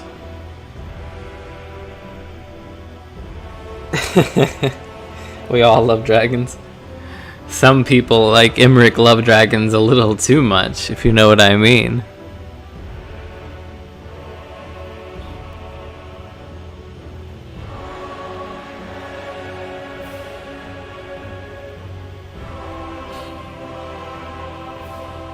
Especially the Frostworm. Oh god, the Frostworm with ugly heads. Everybody knows that the Forest Dragon is the best dragon.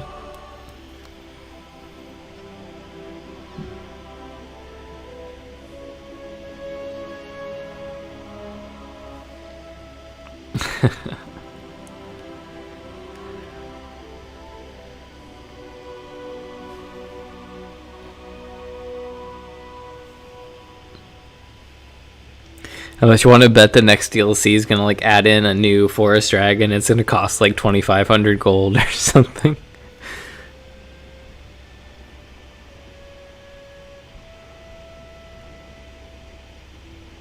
Frostworm can have 2 riders, 1 on each head. Oh no. Oh no. Gonna pretend I didn't hear that.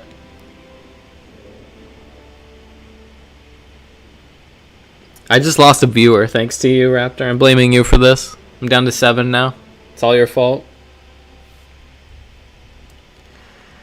Alright, so Swarv is up to 3 wins. If he wins this next match, he will be in the lead.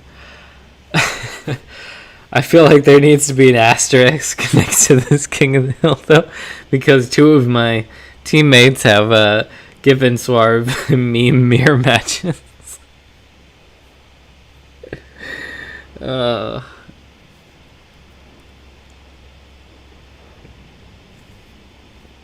Blaming it all on you. I'm gonna refill my coffee again. Be right back.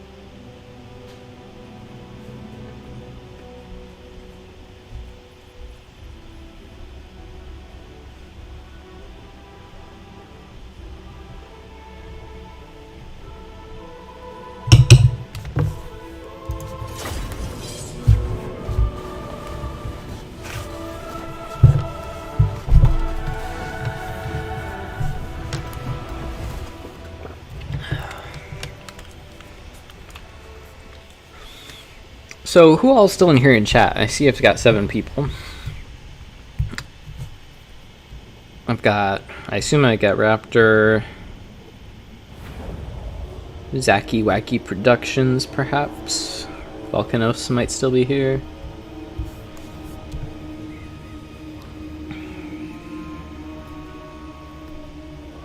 I just wanted to ask while I have viewers here, what other games you guys might be interested in watching on the stream.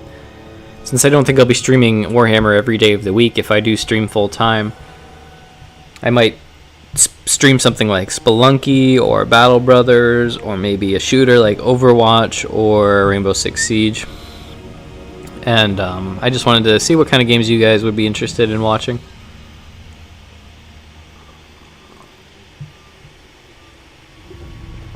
No, of course I want you here, Raptor. I'm just giving you a hard time.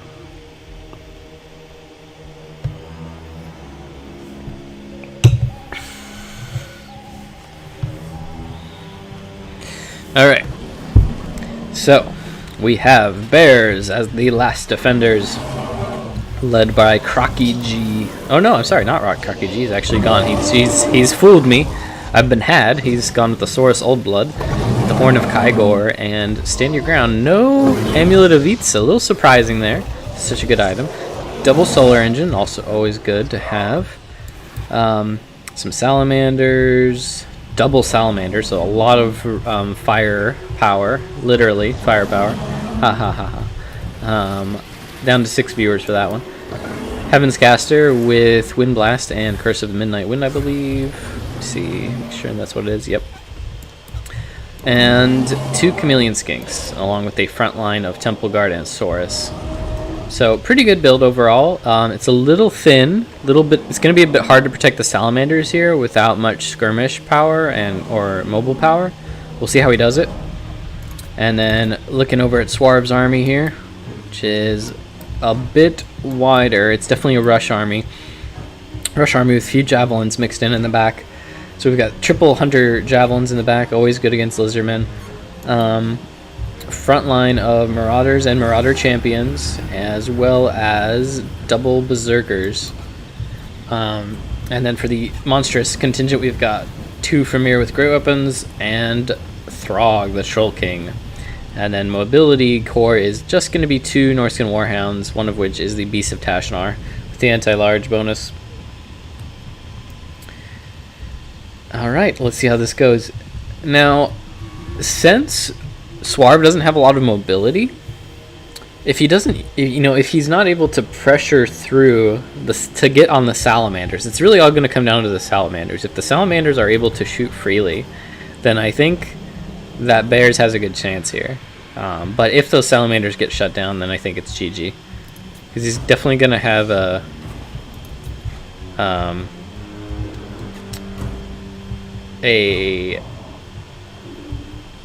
tough time. I totally lost my train of thought there. That's okay. So Swarv is saying come to him. He is coming at him with the Chameleon Skinks. He just can't see them. But this is going to be really dangerous for Bears because... Okay, well, now he is pulling back. I'll tell Bears that he needs to engage.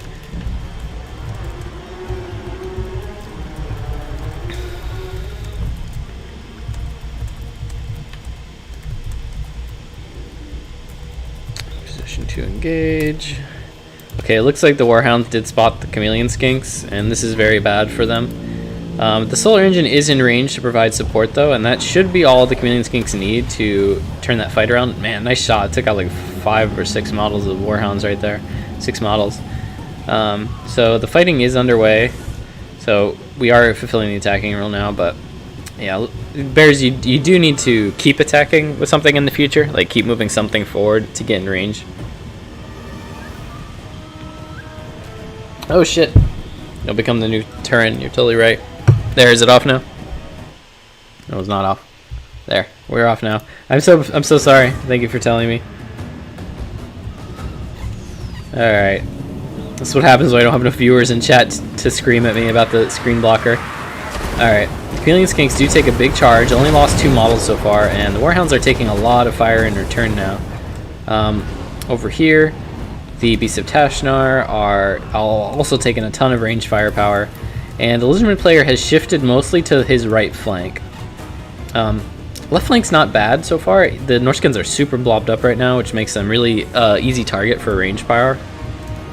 He is going to have a hard time shutting down the javelins, but in return, he doesn't have a lot of large units for the javelins to shoot at either. They're just going to be mostly shooting at infantry. Salamanders keep harassing the Warhounds, which honestly isn't bad right here. They might break them off.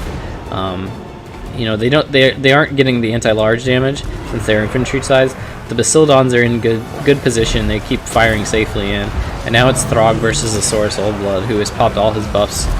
And he's taking Throg to Pound Town. It is going to be dangerous now that these javelins are in range. The Saurus Oldblood's not going to be able to stay in fighting too long, you know, especially without the Amulet of Itza. He's probably kicking himself for not bringing that right now. But the Skinks here could push back at least a little bit before the javelins hit. Okay, so the Saurus Oldblood is pulled back. He's afflicted by the Plague of Rest. He is going to get away here, but he's taken so much damage in the process, and without healing, he's definitely going to hard time. Ooh, and a Final Transmutation upgraded, I believe. No, just a regular Final Transmutation. So didn't last too long. He's still about 2,000 health, which is not too bad considering. Not great either. These Salamanders over here have been forgotten on the left flank, so a bit of a slip in micro there.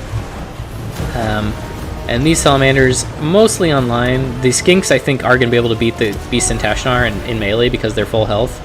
Throg coming back, getting on the Skink Priest. Throg actually routes off from the Skink Priest.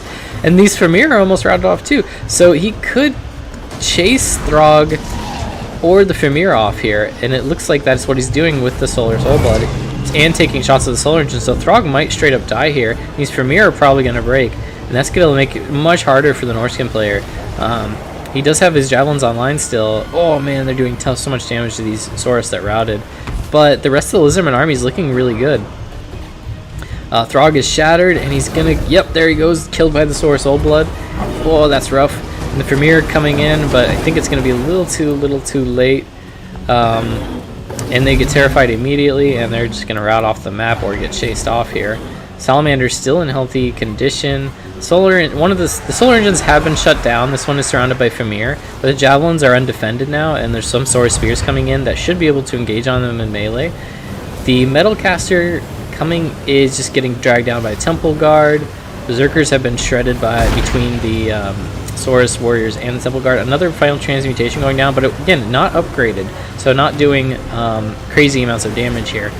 Just kind of medium, you know, middling damage. And the Salamanders have just been able to stay online because there wasn't a lot of mobility from the Norskin player.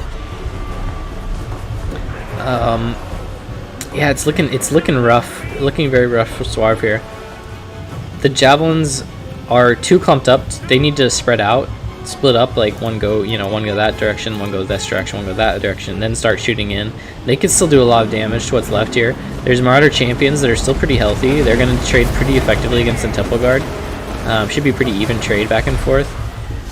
The Saurus Oldblood is getting lower and lower on HP. He's going to be down to 1,000 HP in a second.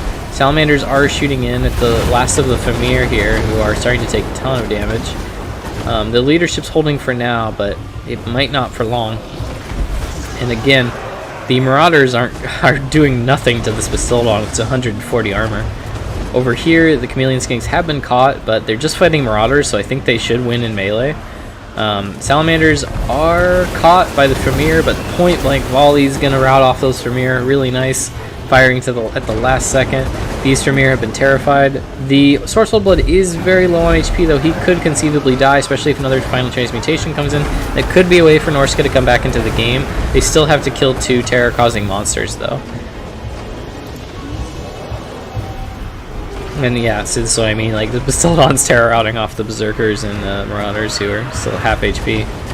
And the army loss is getting closer and closer for Norska, even though they have all of these Marauder Javelins on the flanks. Let's see. The Marauder Javelins could conceivably kill the Bastiladons, but the Salamanders are still a threat too. So if it was just the Bastiladons, I think the Marauder Javelins would have a chance, but with the Salamander support, I don't think Javelins are going to be enough on their own. And the infantry that Norska has is just getting picked apart slowly. More Solar Engine fire coming out here. javelin fire going out on these Saurs, and so they have been routed off. But again, 2.5 units of javelins, still very deadly against large units, but with the infantry being left and the salamanders being left, I just don't see a way for Norska to be able to come back into this. Pew pew pew pew. And yeah, Swarv is going to withdraw there. Very well played. 2 bears. Good game from both players. Throg, I think, just took a little bit too much damage, and there wasn't enough mobility from the Norscan player. Bears did have the rule violation at the start. I'm going to mention it to him, but it wasn't for very long. Like, there was a time... Yeah, Swarv's left. GG, well played. Okay, so that means that we have a tie between Swarv and...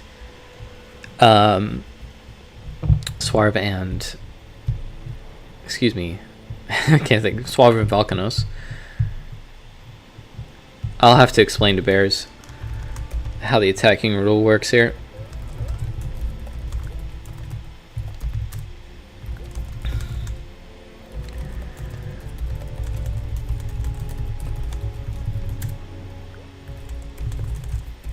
So it was fine when you were moving your chameleon skinks up, but then you pulled them back.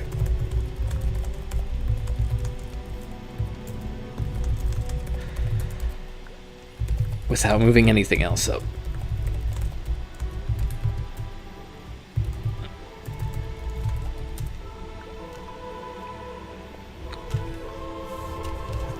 Alright, do we have any other signups? If we don't have any other signups, I think what I would like to do is just have Swarv and Valkanos come back in and do a tiebreaker match if they'd be down for that, if they're still around.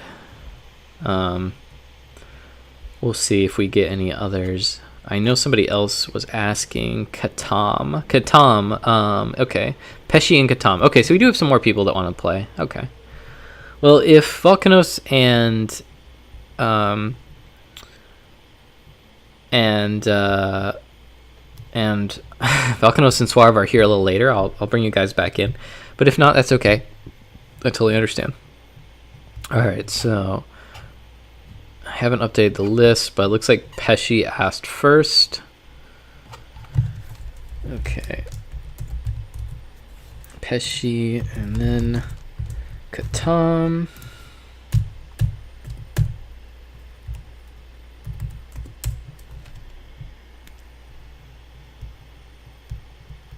Can't find Valkanos here, sadly. That's all right. I mean, he started, so I understand if he needed to go do stuff. Yeah, very well played. Good games, man. Thanks so much for coming on my stream today. I really appreciate it. To everybody that's played so far.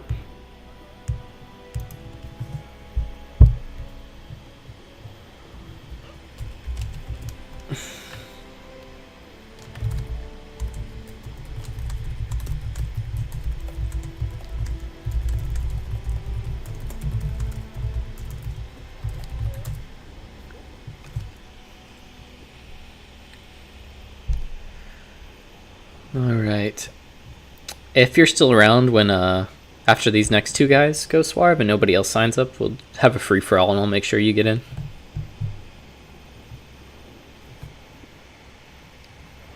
Your favorite matchup be the VC. Mir, you're just happy that Wind of Death missed. I see you.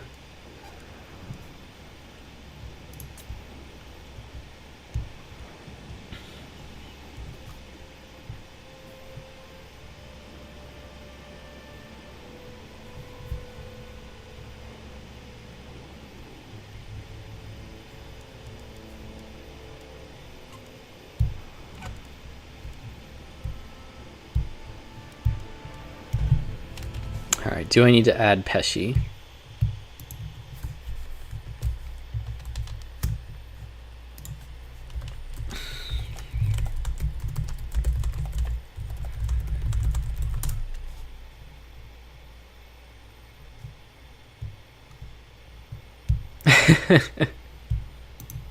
Well, you both had balefires, didn't you?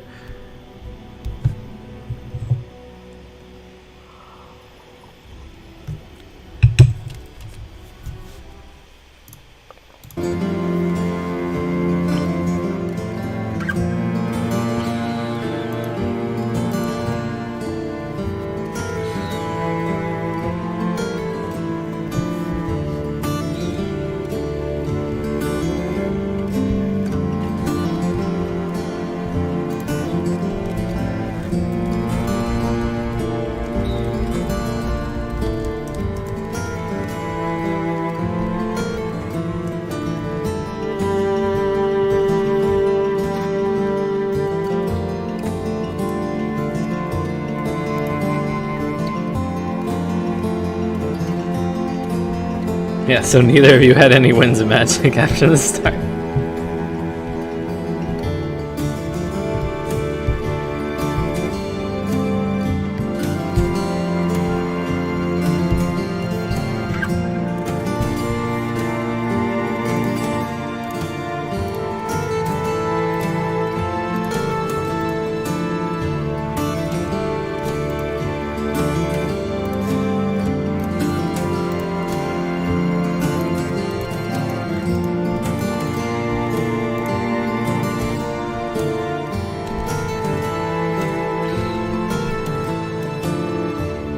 Thank you for telling me. Sure. Okay, so Pesci needs to be set back at Katam.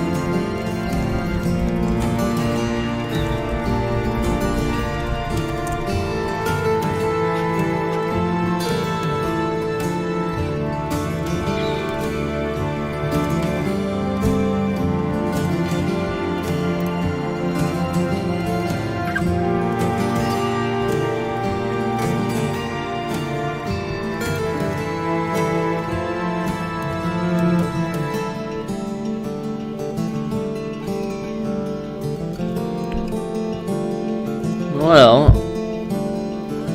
I'm not hearing back from Katam.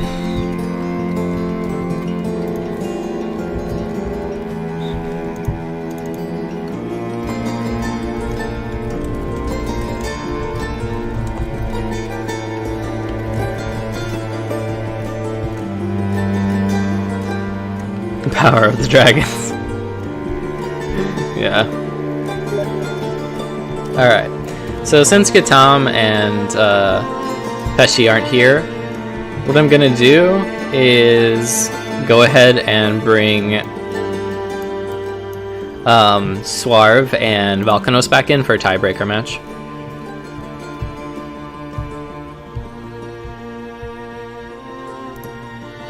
And what I'll do for you, Bears, just because I don't have anybody else for you to face off right now, is I will do a free-for-all after they do their tiebreaker, and I'll make sure you're in for the free-for-all. Does that sound good?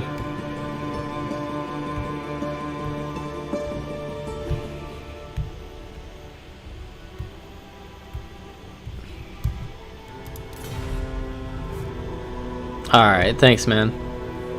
Sorry that I don't have anybody else for you right now.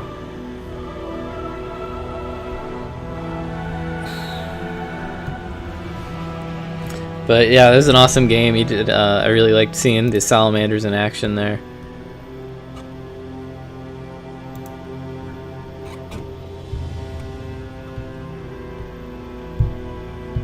They're a very tricky unit to use. Hey Alex, how you doing?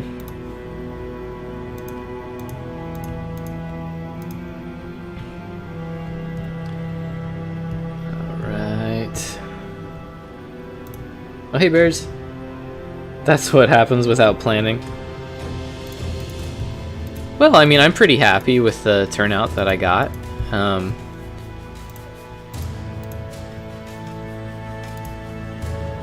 Valkanos is back. So we'll have Swarv here in a minute after he's back.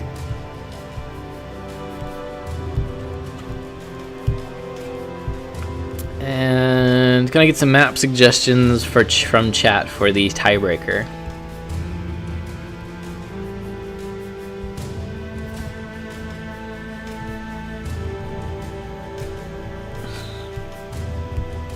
Yeah, Alex. It was. I mean, Bears, whatever you prefer to go by. It was a pretty minor violation. Like if it was a tournament, you know, then your opponent might have called you out on it. But I just wanted to let you know for future reference that,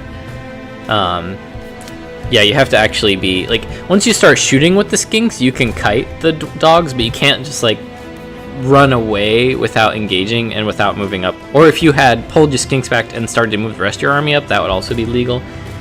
You only did it for a little bit, so I didn't think it was a major thing. The other thing is that Swarv couldn't tell you were attacking because your army was standing still and your chameleons were cloaked and he didn't see them at first. I think he figured it out after a minute though.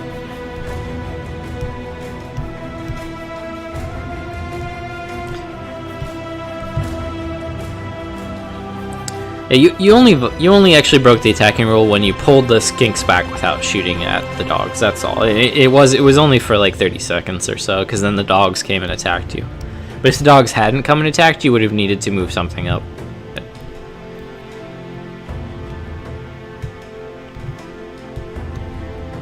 Black Arc Lantern. I'm not doing Black Arc Lantern. I'll show the map off to anybody who wants to see it. It's pretty god awful, as you can see here. It's basically a siege map. This map's also bad because it's all downhill. Slan Gold. Volcanos, you're playing in it. This is biased. I'll look at Slan Gold here though. Slan Gold. Oh my god, this map looks horrible.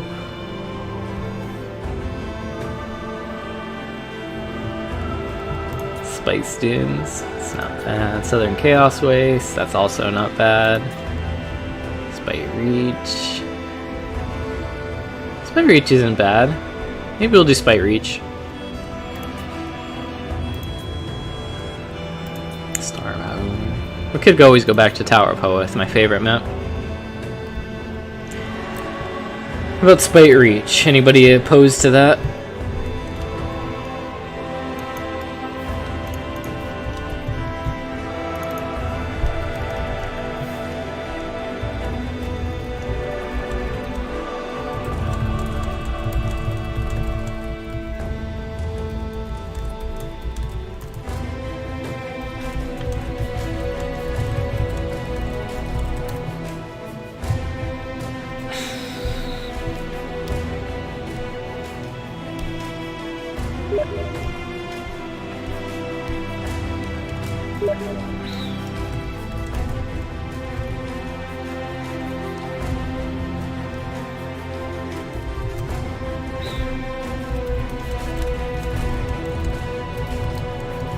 I've got Swarf coming back now, Bears.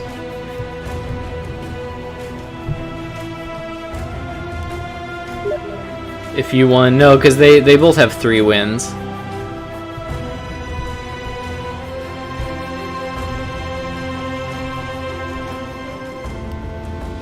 You only have the 1 win.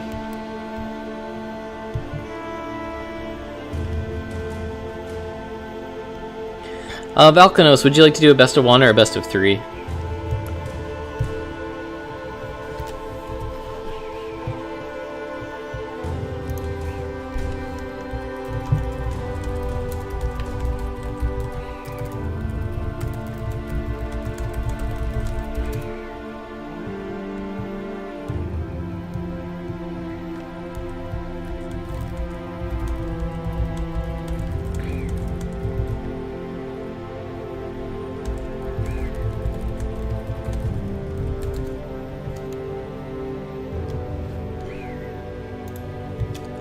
We'll just do a best of 1 here. You guys, are you both okay with this map? Or if one of you objects, I'll change it.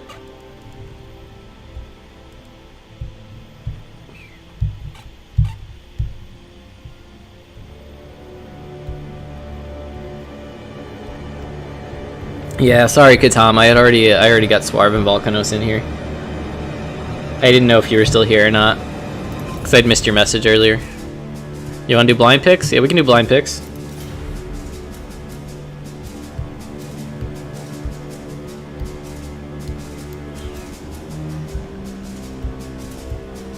Send me your picks on Steam.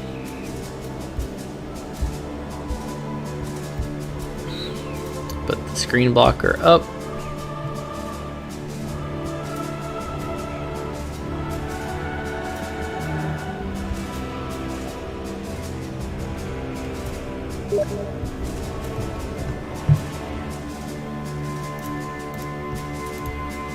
We'll just keep this a best of 1 and then we'll do a free-for-all after.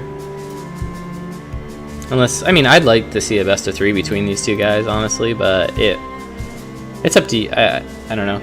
It's up to them.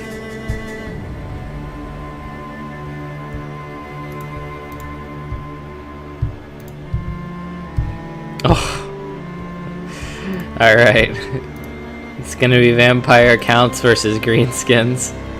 Volcanos with the vampire counts, Suave with the greenskins.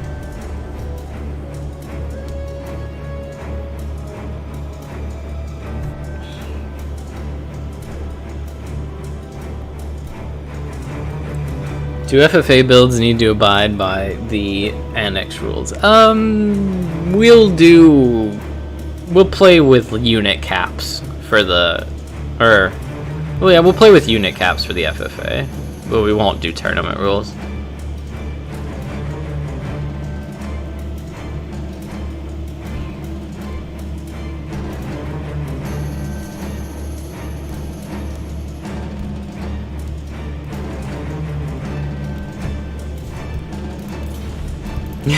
Sword ripped me.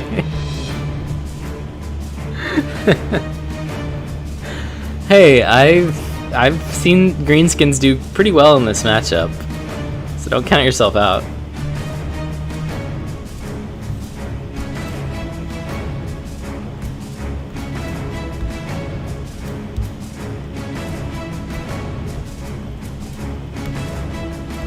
You're both good players, so.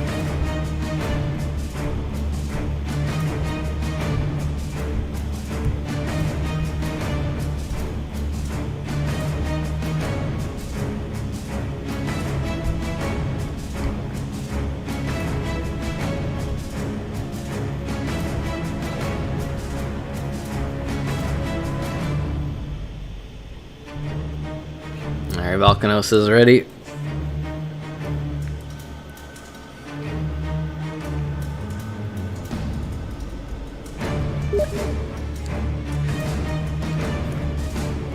Is my screen blocker still up? Double check. Yes, it is. Yeah, that looks legal, Suave. I don't see why it wouldn't be.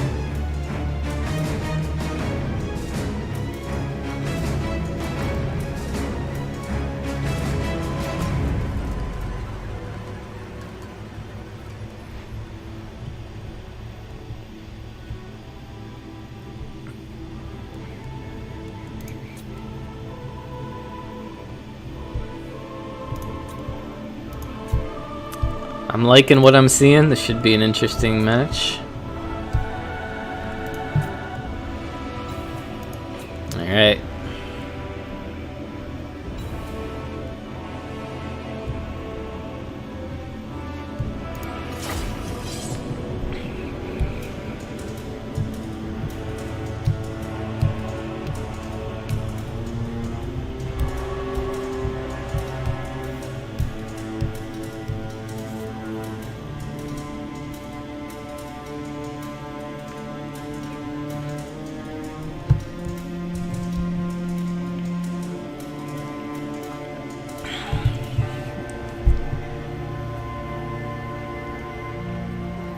Alright, let me get a vote in chat. Do you guys want to see a best of 3 between Volcanos and Suave, or do you guys want to go straight to a FFA after this match?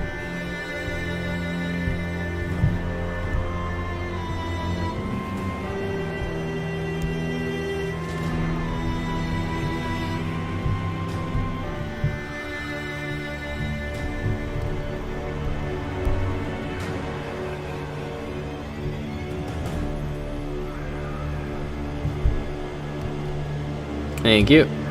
Should be off now. I would have totally forgotten if you hadn't reminded me.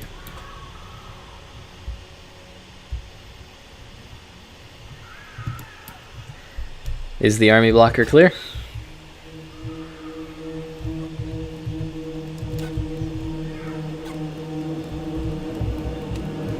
I'll just tab out and check because I'm paranoid. I don't want to be a turn. And I'll turn my music off. Okay. So, for the army of Volcanos, our first 3-time winner today. We've got a Bargolf, 2 Cryptors, zombies, the Sternsman, some regular Graveguard, 2 units of Blood Knights, and some Direwolves, as well as a Mortis Engine, non-ROR, Heinrich Kemmler on horseback, and double Banshee. So we will be seeing Krell. There is going to be Krell. Alright. And for the greenskin player... Alright. Yeah, start when ready.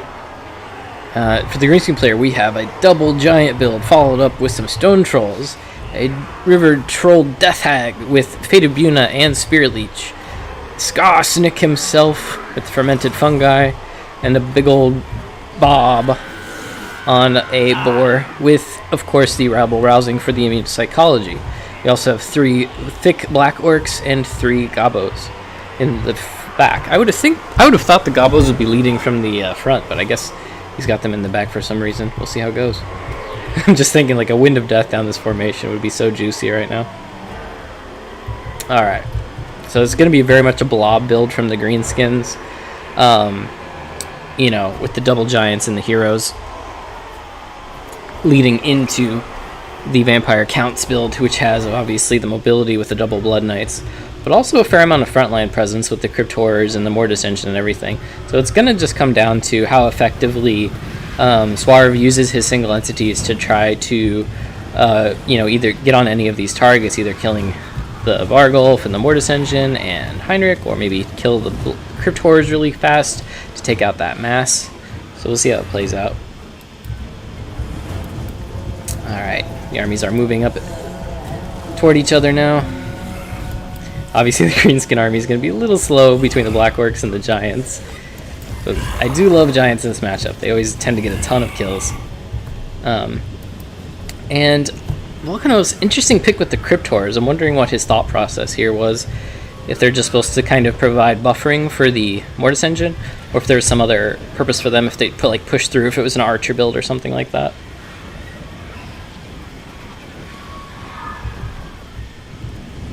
Oh, and we also have... Oh no, this is just the dire wolves from earlier. Nice, okay, we get a nice flank charge in from the Blood Knights, and then coming in with the rear charge on the Gobos. Very nice use of the Cav, pulling back already. We do get maybe one hit in from the Stone Trolls, but not enough to kill anything. Is that a Fate of Buna? It is a Fate of Buna going down on the Blood Knights right now.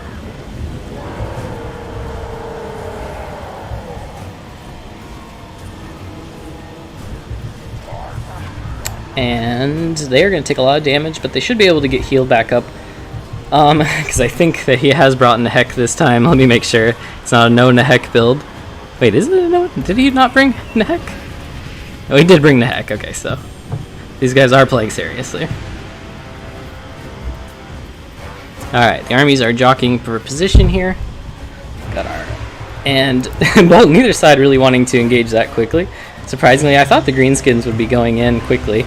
They are leading with the black orcs. I thought the goblins would go in to maybe chew up the zombies, but I guess he's holding them to kind of disrupt the rear charges from the Blood Knights, which also makes sense. The giant's in there doing a ton of damage already, and Skarsnik's going to be coming in too. It's going to be Giant versus Vargulf here. Giant gets staggered twice, but not knocked over. Curse of the Bad, Spite of the Bad Wound rather, going down to get the anti-large bonus as well as increased AP damage. And we got a big bob fight here going in with our Mortis engine, our Giants, Crypt Horrors, and our Vargulfs. Giant River Troll Hag getting beat up by the Vargulf, but in return also doing some damage back. And the Vargulf actually gets staggered by the River Troll Hag with her thick mass there, if you know what I mean. Black Orcs chewing through these Crypt Horrors pretty quickly here. They are taking a lot of damage from the Mortis engine. And these Stone Trolls are already wavering, so that's not good. They look like they could break any second now if they don't get a leadership buff. Unless I'm... Oh, I'm totally reading that. I'm sorry, those were the Crypt Horrors, not the Stone Trolls. Stone Trolls are back here, totally safe and sound. Don't listen to me, guys. I make mistakes like everybody. Alright, so the Greenskin leadership is holding for now, despite the rear charges from Volcanos. Frontline fight is going their way, with the exception of taking a lot of damage from the Mortis engine and the Crypt Horrors on this unit of Black Orcs over here. This other unit of Black Orcs is pretty much untouched. And the one in the middle has pushed through into the backline and is getting kind of cycle charged by Blood Knights as well as fighting Graveguard. They should still do okay in this regard, but, you know, it's not going to be good for them. They're going to take a lot of damage from the charges on these Blood Knights. We had a fermented fungi go down. I didn't see what it was on. I think it was on the Mortis engine. Giant is trying to get in there and shut down the Mortis engine, which I think is really important. He needs to stay on that if possible at all. And the Sternsmen have come in, but are at perfect health since they're getting healed up by this Mortis engine. The Black Orc Big Boss is in here. He's just kind of killing infantry. See how many kills up. He's up to 25 already, but he's full health. Skarsnik, only 2 kills so far, but he's pretty healthy right now. The Stone Troll is also very healthy. Death Hag took a bit of damage. The wall has gone down, so everything's immune to psychology and going to be hitting harder. And these Black Orcs that got isolated are still, yeah, they're definitely having a hard time. But there's a full health, almost a full health unit over here that can come in and either get on this unit of Graveguard or try to get around the rear of these Sternsmen. The Mortis engine has taken a ton of damage and getting Spirit Leech now. If it goes down, okay, it's hit with fermented fungi. If it goes down here, it's going to be really big. And it definitely gives the Greenskins a good chance back into this game since the balance of power is currently against them. If he can just, he's trying to push through the Crypt Holes, but the Crypt Horrors are still in the way, still at half health here, as there's a lot of healing going down because of Heinrich Kemmler being nearby. Although I think with the Tomb Blade, doesn't he need to be engaged in melee to get the benefit of the Tomb Blade, Chaos Tomb Blade? Does he even have the Chaos Tomb Blade? I don't think he does. I actually don't think he brought the Chaos Tomb Blade. Mortis engine is crumbling now. It's at 200 health. It's going to go down pretty quick. The Giant's free. The River Troll Hag gets knocked down by the Vargulf. The Black Orc Big Boss is in here, still dueling, taking some damage now though, down to half health. That Giant is refusing to quit, even though he's up to 2 chevrons, taking a lot of damage. Blood Knight, there's one unit of Blood Knights that's still looking really well. This unit over here is taking a lot of damage, down to 22 models, but just chasing off some goblins. Mortis engine's coming back in. It rallies at the last second. It's 80 HP. It's so close to death. Any hit from anything would kill it, I think. These Stone Trolls. Oh no, the Stone Trolls are broken. That's huge because there's so many Blood Knights on the periphery that are probably going to be able to take it out. Oh, and this is so painful. This Mortis engine is so low. He wasn't able to get anything on it. And now it's rallied and it got the invocation. Oh, that hurts so badly. That would have been a great chance for Swarv to get back into the game. Giant taking a bunch of clubs onto this Vargulf, getting it low. Giants really has done a great job here, beating down, taking a ton of HP off everything. The unit of Black Orcs here is up to 200 kills, still going pretty healthy. We do see another fermented fungi for some reason. Wait, why isn't the fungi off right now? It says it's active, but it doesn't seem to actually be working. I don't understand that. Mortis engine is, unless it's a percentage of the healing cap health. I don't know why the fermented fungi didn't work that time. This one Giant is getting very low from the Vargulf, and not able to get the hits in on it because there's some Graveguard here. If the Giants were able to focus down, these targets like the Blood Knights, they do a lot. But unfortunately, the Greenskin army is just a little too beat up at this point, and there was a lot of regeneration on the Vampire count side. So yeah, the Giants, unfortunately, and the Hero Squad just not able to push through the Crypt Ghouls. The Crypt Horrors ended up providing invaluable blockage there that prevented the Greenskins from getting on the, killing the Mortis engine and going after Heinrich Kemmler and things like that. So definitely a very well thought out army by Valkanos, and as well as Swarv. Like Swarv's army was good too. It just didn't quite have what it needed to push through those Crypt Horrors fast enough. So really well played to both players here. Oh man, yeah, the counter pick indeed. It was a good game though. If you guys want to play best of 3, let me know and we can do that. Or if you want to go free for all, we can do that instead. I need to be right back real quick. Just give me 1 minute.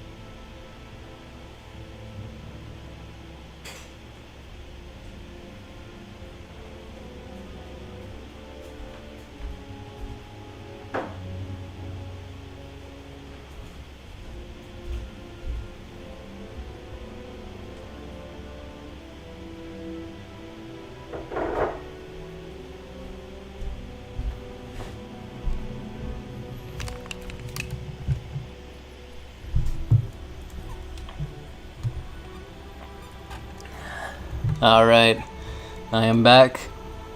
Swarv and Valkanos decided on anything?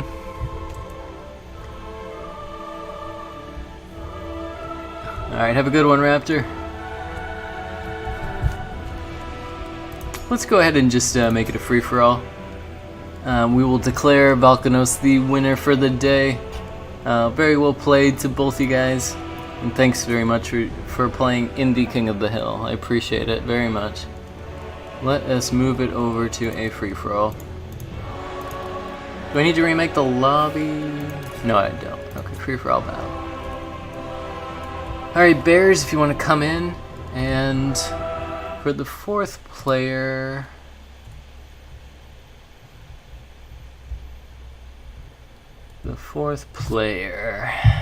I will probably spectate. Pesci or Katam, I guess. First come, first serve.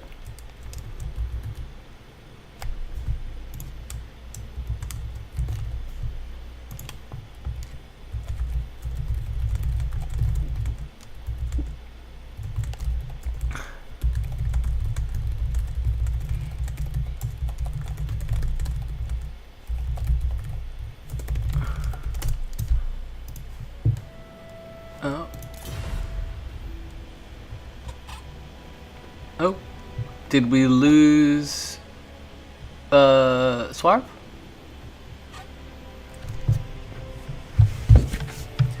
You can stick around for the free for all, Swarp, if you want.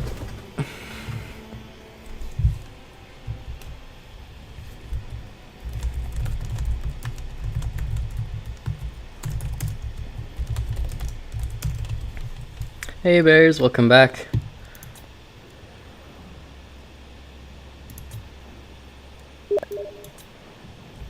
Okay. Thanks, Swarv. That's really nice of you.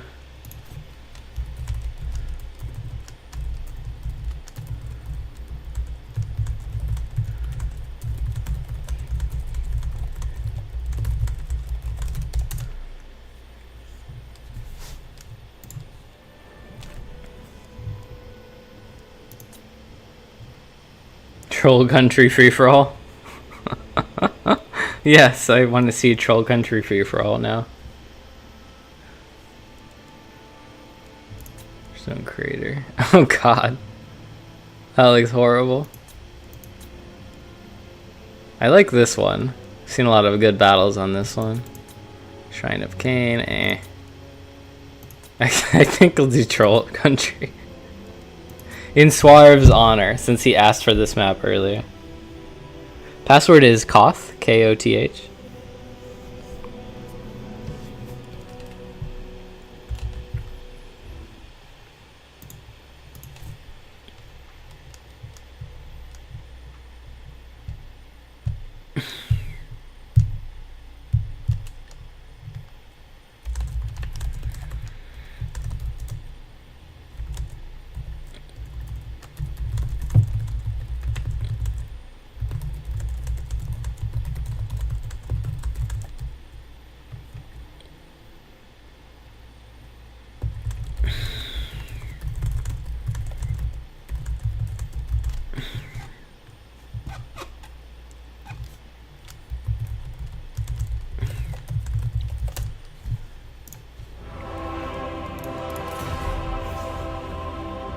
I'll put unit caps on. You can do anything that's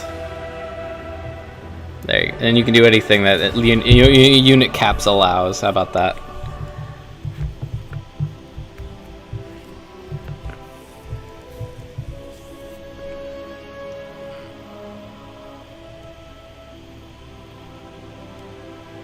Actually, I think I have played this map before. I think I've played Troll Country, and it's kind of a bigger version of Troll Country free-for-all, isn't it? So maybe we'll do a different map. Canyon. No.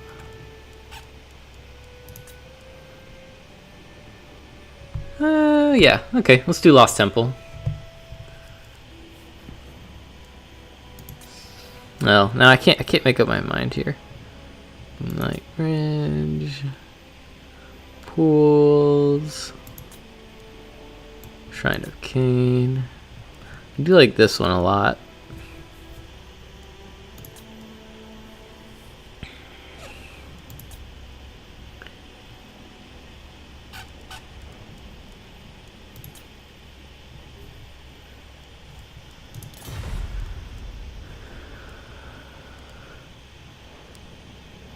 Alright, yeah, we'll stick to Lost Temple.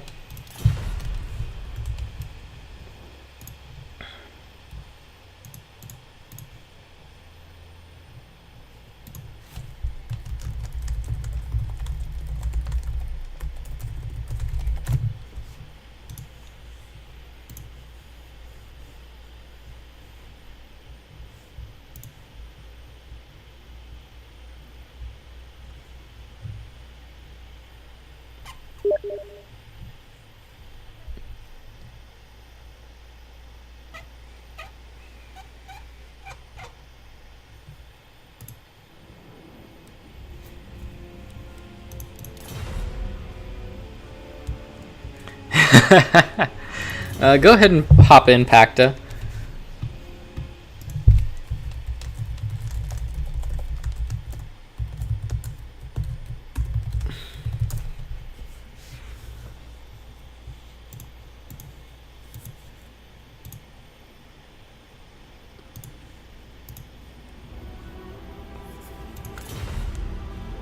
I'm hoping that everybody gangs up on Valkano since he's the champion today.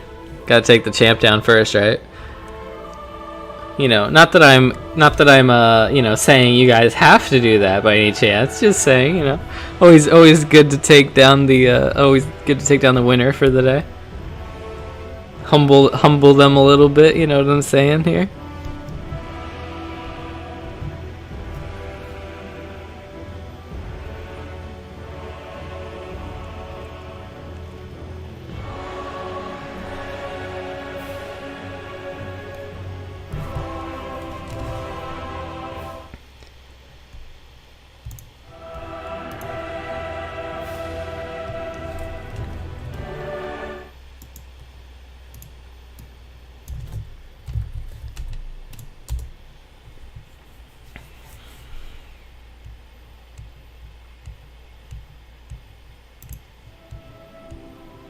Kafka. Is Kafka Pacta?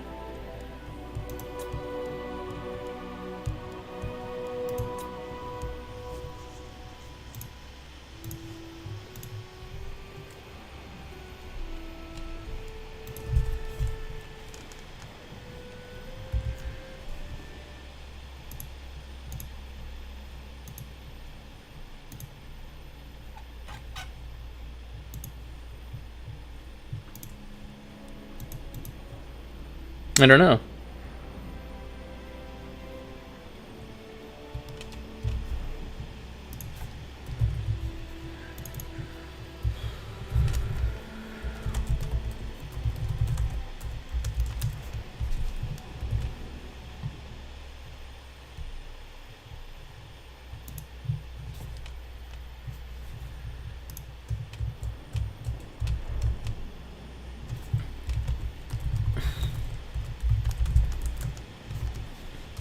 Let me try poking him on Discord. We'll give him one more minute.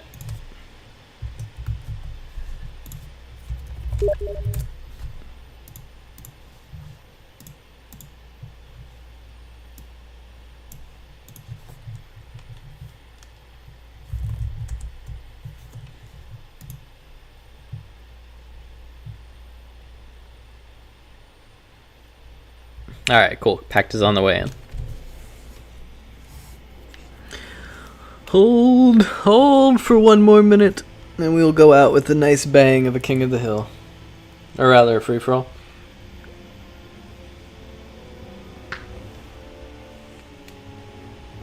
My first time playing Lizardman.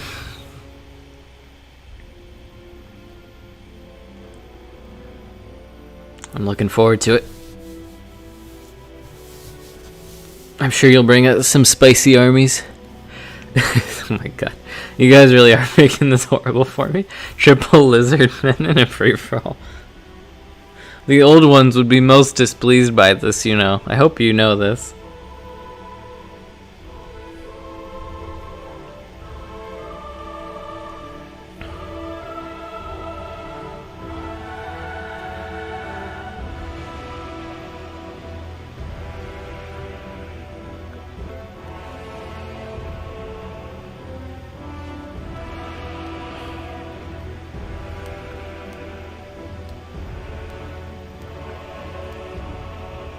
Pestilence.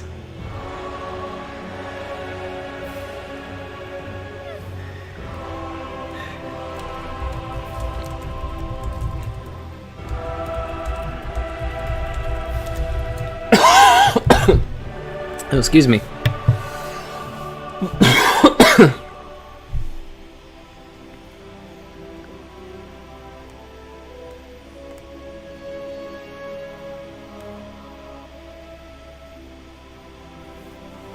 I do feel bad kind of having it on unit caps with Lizardmen, because like Lizardmen definitely get hit hardest by the unit caps compared to banner rules.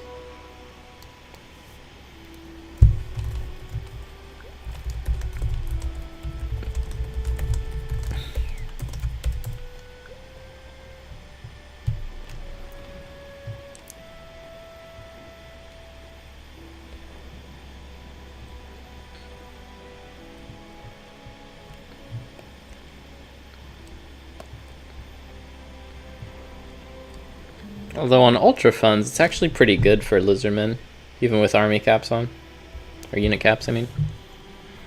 You're still coming, Pact? I know you said you're on the way. Can you see the game?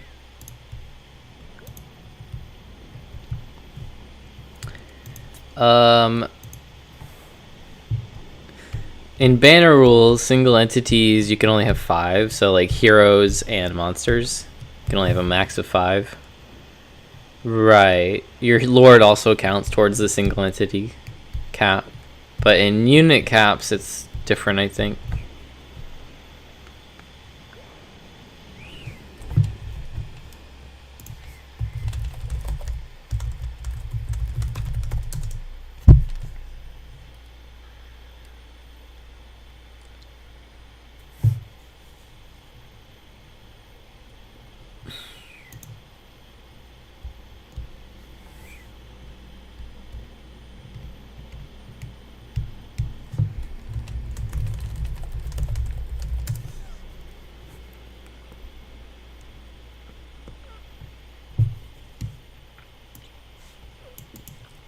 Alright, Pacta says he's downloading update from the workshop. Okay, starting up now, so it should just be a minute.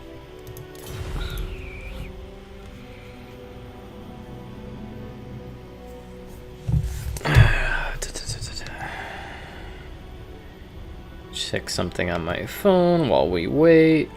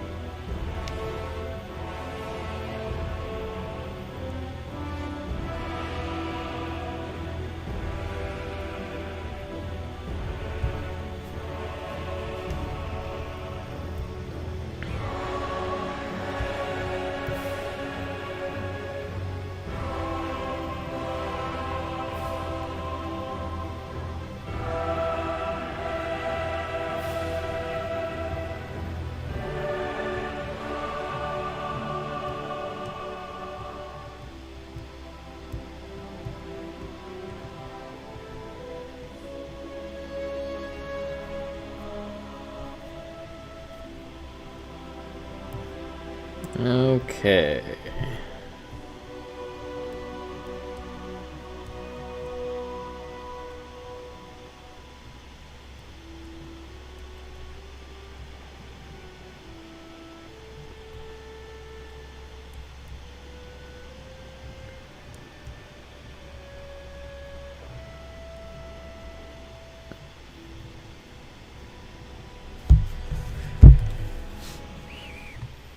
Oh, Pact, I can't see the game.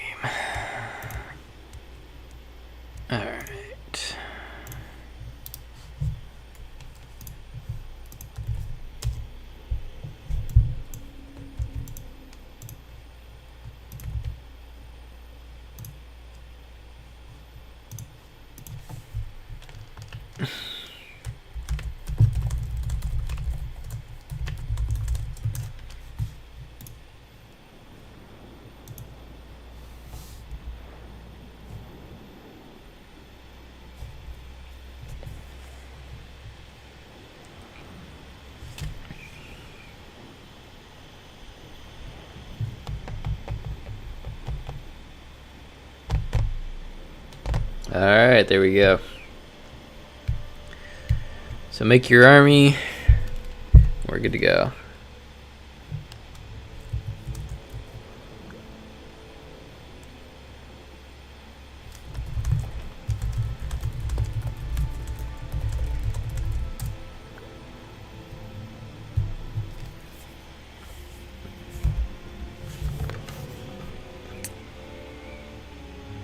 Thanks for sticking around, Valkanos.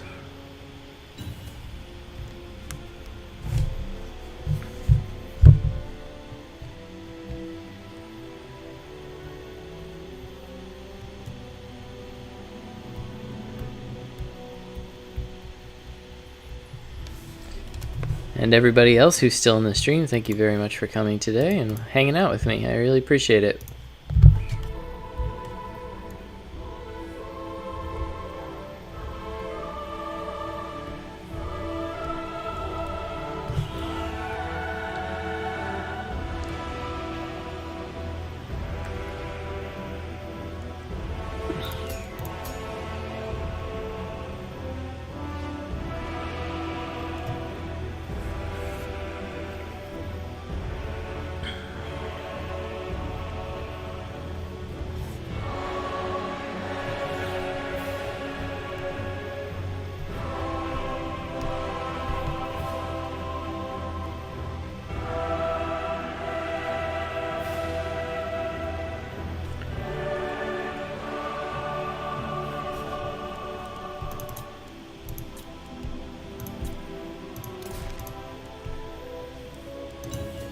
Alrighty.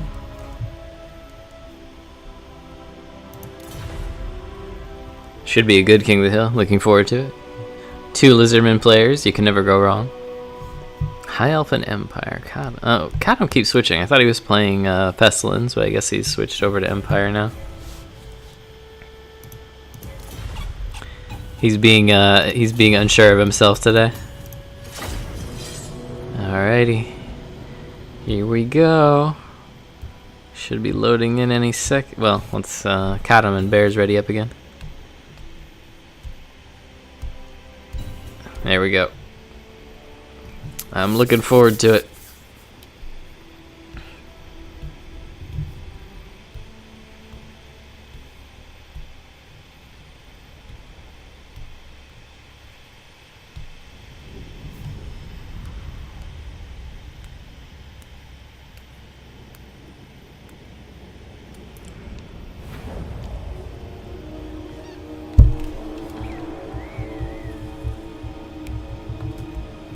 I wish there was a control point at in the middle of all these King of the Hill maps, so it forced people to like go towards there.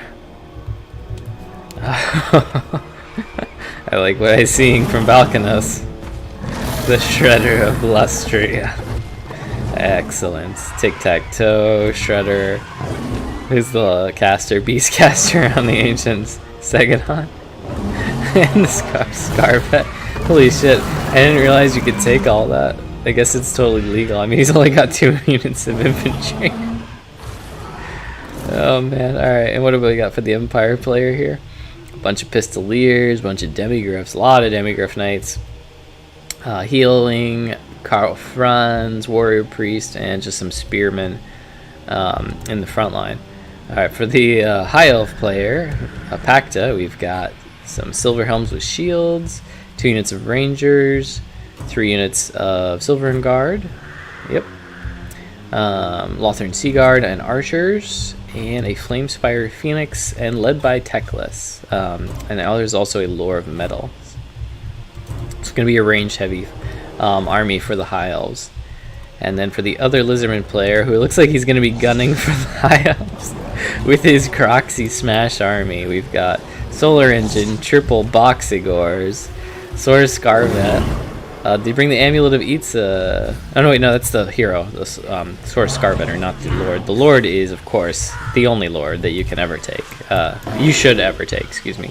Nakai, look at him in all his glory, leading the red-crested skinks.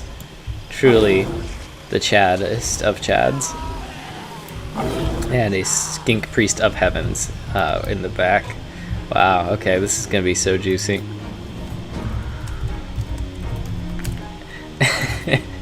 I like Volcanos claiming the hill already with his pterodons. They have the high ground. It's over already, really. Oh man, this is gonna be glorious. Alright, Valkanos is staking his claim. Will anyone go out to meet him? It looks like the Empire player will advance towards the middle.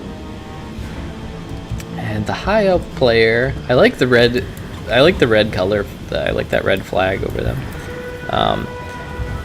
Pacta moving up. He looks like he knows that the Croxigors are coming toward him, and he's headed that way. The chameleons might poke at the other lizardman player, but really they should be going after the high elf here. This looks like it's going to be 2 1v1s, with maybe just a little bit of elements from bears in the middle here. Solar engine starting to fire out and hitting the trees though. The Shredder of Lustria army. Man, this is such a monster heavy army here. Holy smokes. Glorious though. Oh man, I love it. Is that an engine of the gods? It is an engine of the gods. Oh, I love both these lizardman armies very much.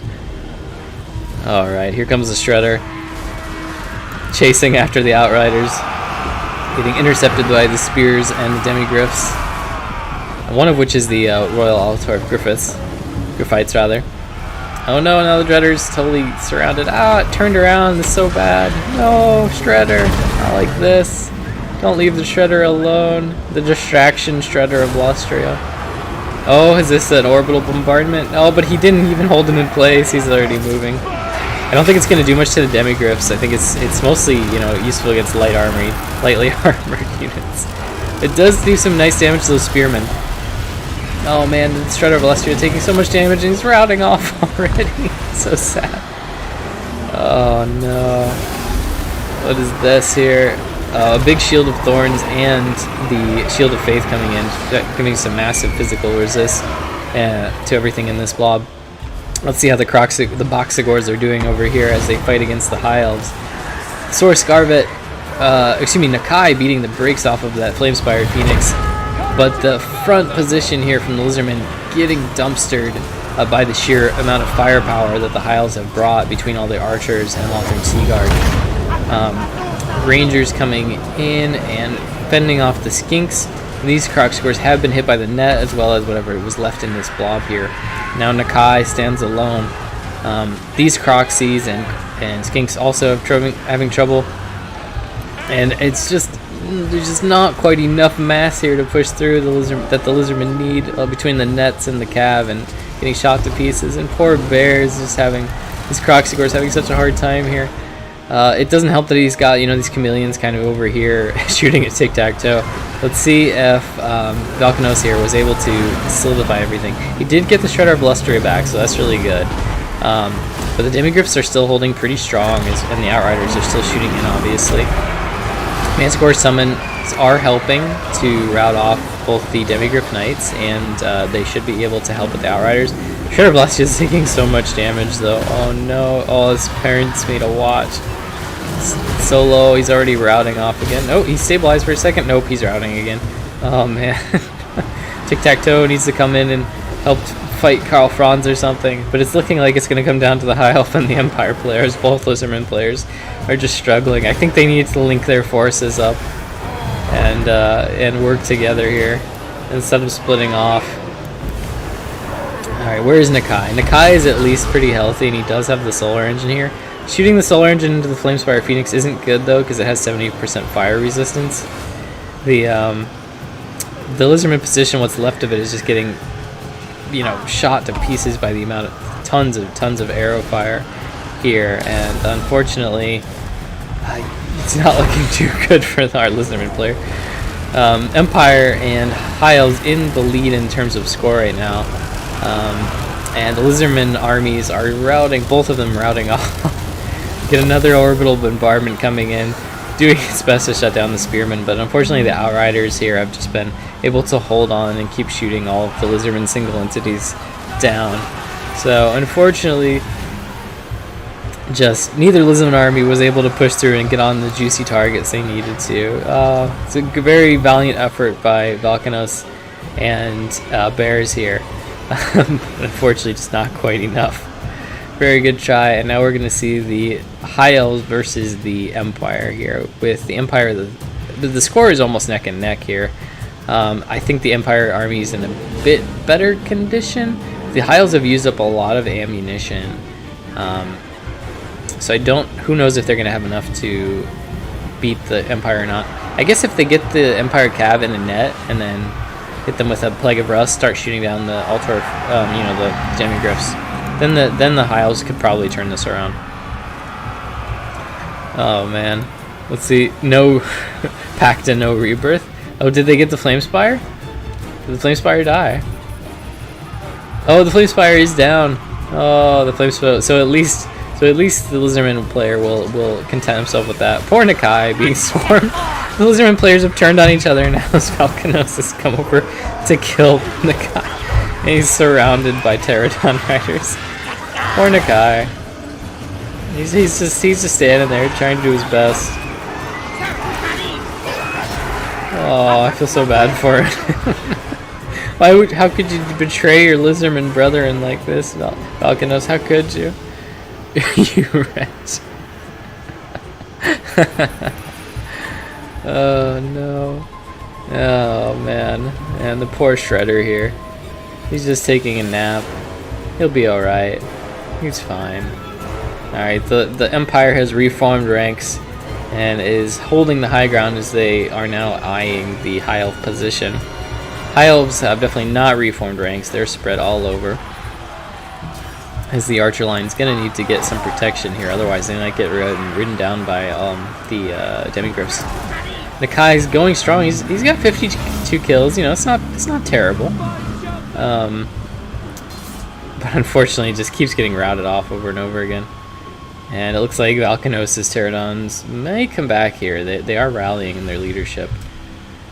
But I think that's the last unit Valkanos has, besides this almost dead unit of Sword Spears. Looks like he's going to try hiding in the forest to avoid getting wiped out. Good try, Bears. Good try. That was tough. I liked your army. It was just tough pushing through that high elf position for sure. I think you guys should have consolidated with Valkanos and worked together. And maybe had your skinks with you too. Oh no, Nakai, he's back. He keeps rallying. Now he's getting, at first he was getting shot by the archers, and now he's getting shot to pieces by the, and he gets slain by the warrior priest. Poor Nakai. Good try, little Croxigore. Okay, so now it's Teclis and the High Elves versus Karl Franz and the Empire. Let's see, and of course this somehow this unit of Pterodon riders, which is holding on barely. No, Bears is totally annihilated now. So Bears is out. And the High Elves are stretched all over, and the Empire being forced to come around this chasm here to get around their rear. Teclis at 111 kills, so I must have missed a big fiery complication. I'm guessing got it off on the Lizardman infantry when they were clumped up.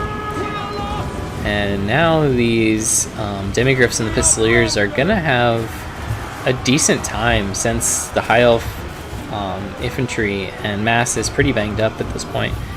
The High Elf needs to take this fight now before the Empire infantry get here. So that goes down on Karl Franz, and I'm guessing a Plague of Rust only lowers his armor by 30, but it's still going to be quite significant. I don't know if the Empire player still has healing or not to drop on Karl Franz. He's taking a lot of arrow fire. Oh, and down he goes. Holy smokes, that was fast. Did he get hit by something else, or was that just pure arrow fire that brought him down? That was a lot of damage.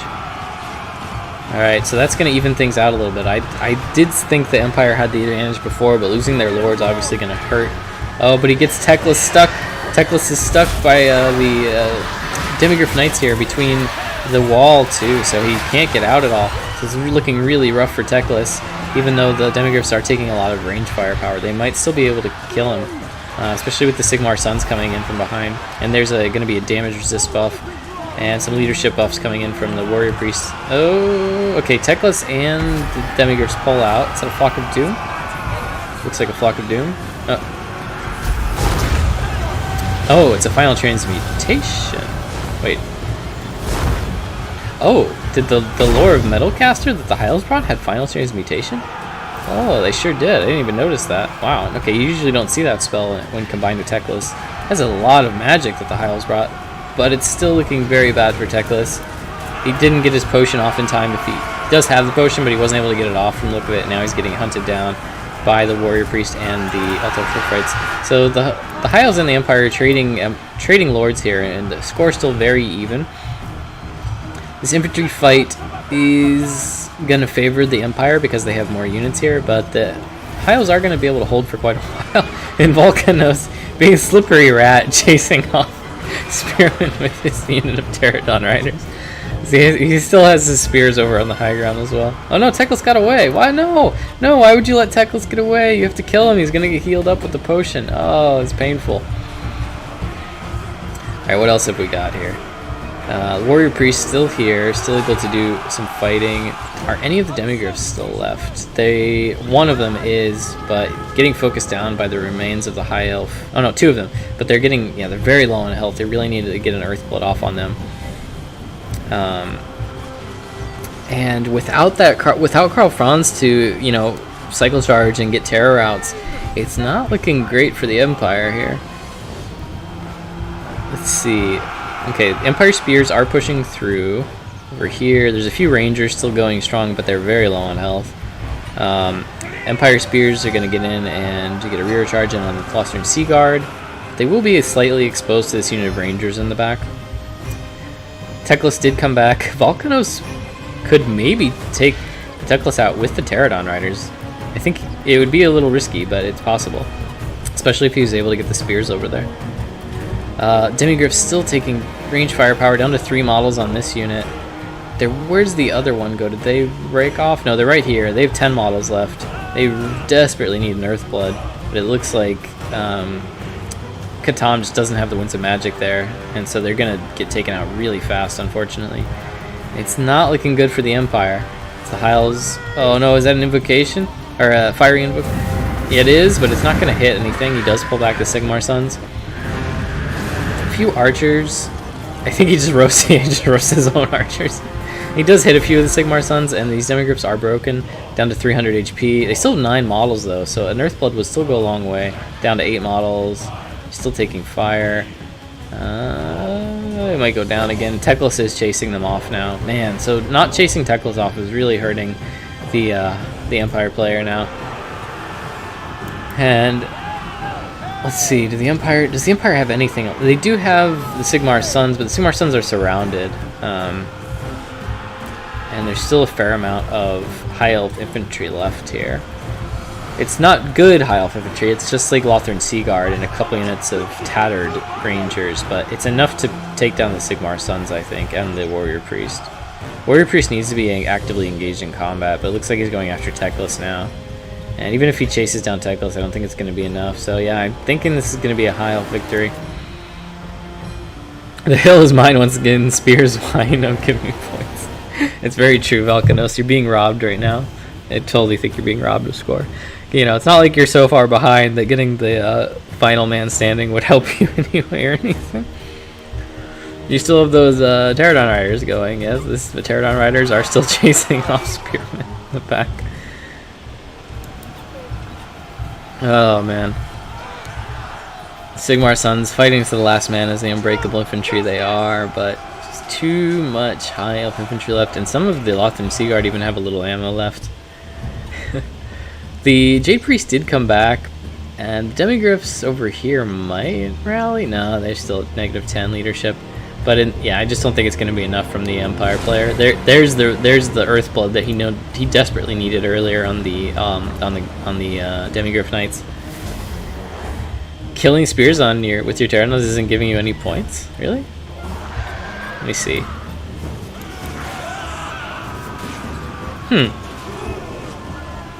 Is it because they're routed? I wonder. Yeah, I noticed your score is not going up at all. I'm wondering about that. I wonder if it's a bug or something. Such a wet noodle contest. Yeah, a little bit, quite a bit of a wet noodle contest. Net going down on the warrior priest. Teclis tries to get away from this hero squad. I think at this point it didn't really matter, but as long as they aren't shattered, it should still give you points. That's what I thought too, but your score doesn't seem to be going up. I don't know why. Are you sure the pterodons are getting kills and then not just doing damage? Alright, the warrior priest going after Teclis again, but they're the same speed, so he's not going to be able to catch him. And there's still some silver and guard holding up. Yeah, I just don't think the Empire's going to be able to do it. Did they get kills? They're still at 28 kills. I don't know if they're actually killing any of the spearmen.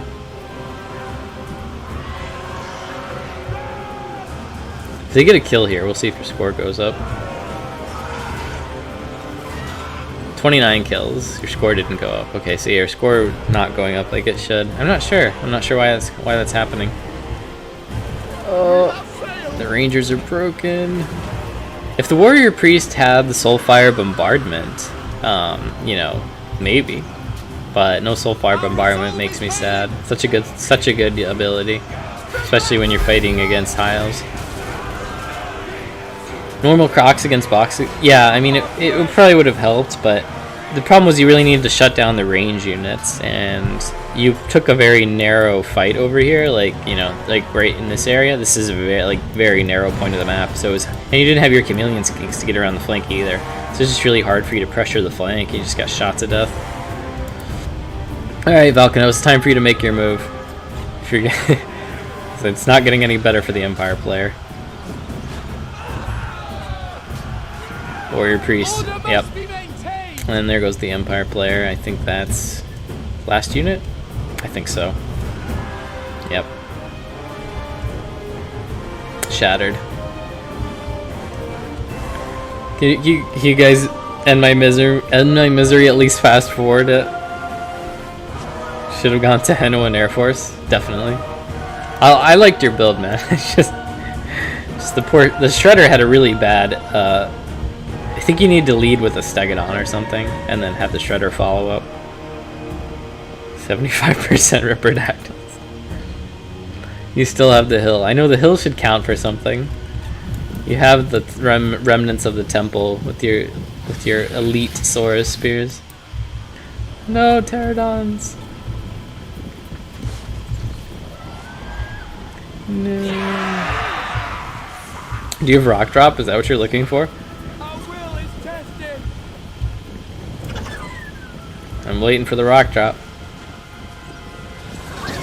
Nope, no rock drop. We're just going for spears.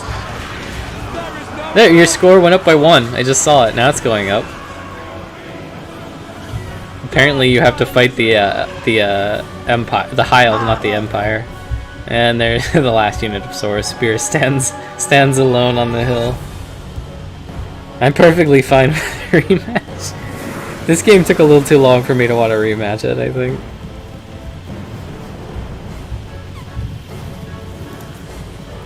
I wasted rock drop.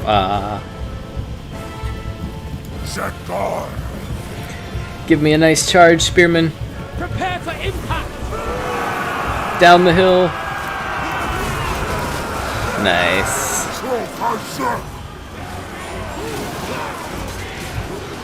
Pretty similar stat lines on the Lothran Sea Guard and the Saurus in terms of melee attack. Right? Oh no, much lower melee attack on the Lothran Sea Guard. And the Lizardmen go down with Pactor being the victor of the King of the Hill. Congrats, man. Oh, thanks everybody for tuning in today. It was fun. I enjoyed it a lot. Do it again sometime. And tune in for the next one. Come, please, you know, everybody's welcome to join. I'll try to get everybody in the future. And yeah, GG's, well played.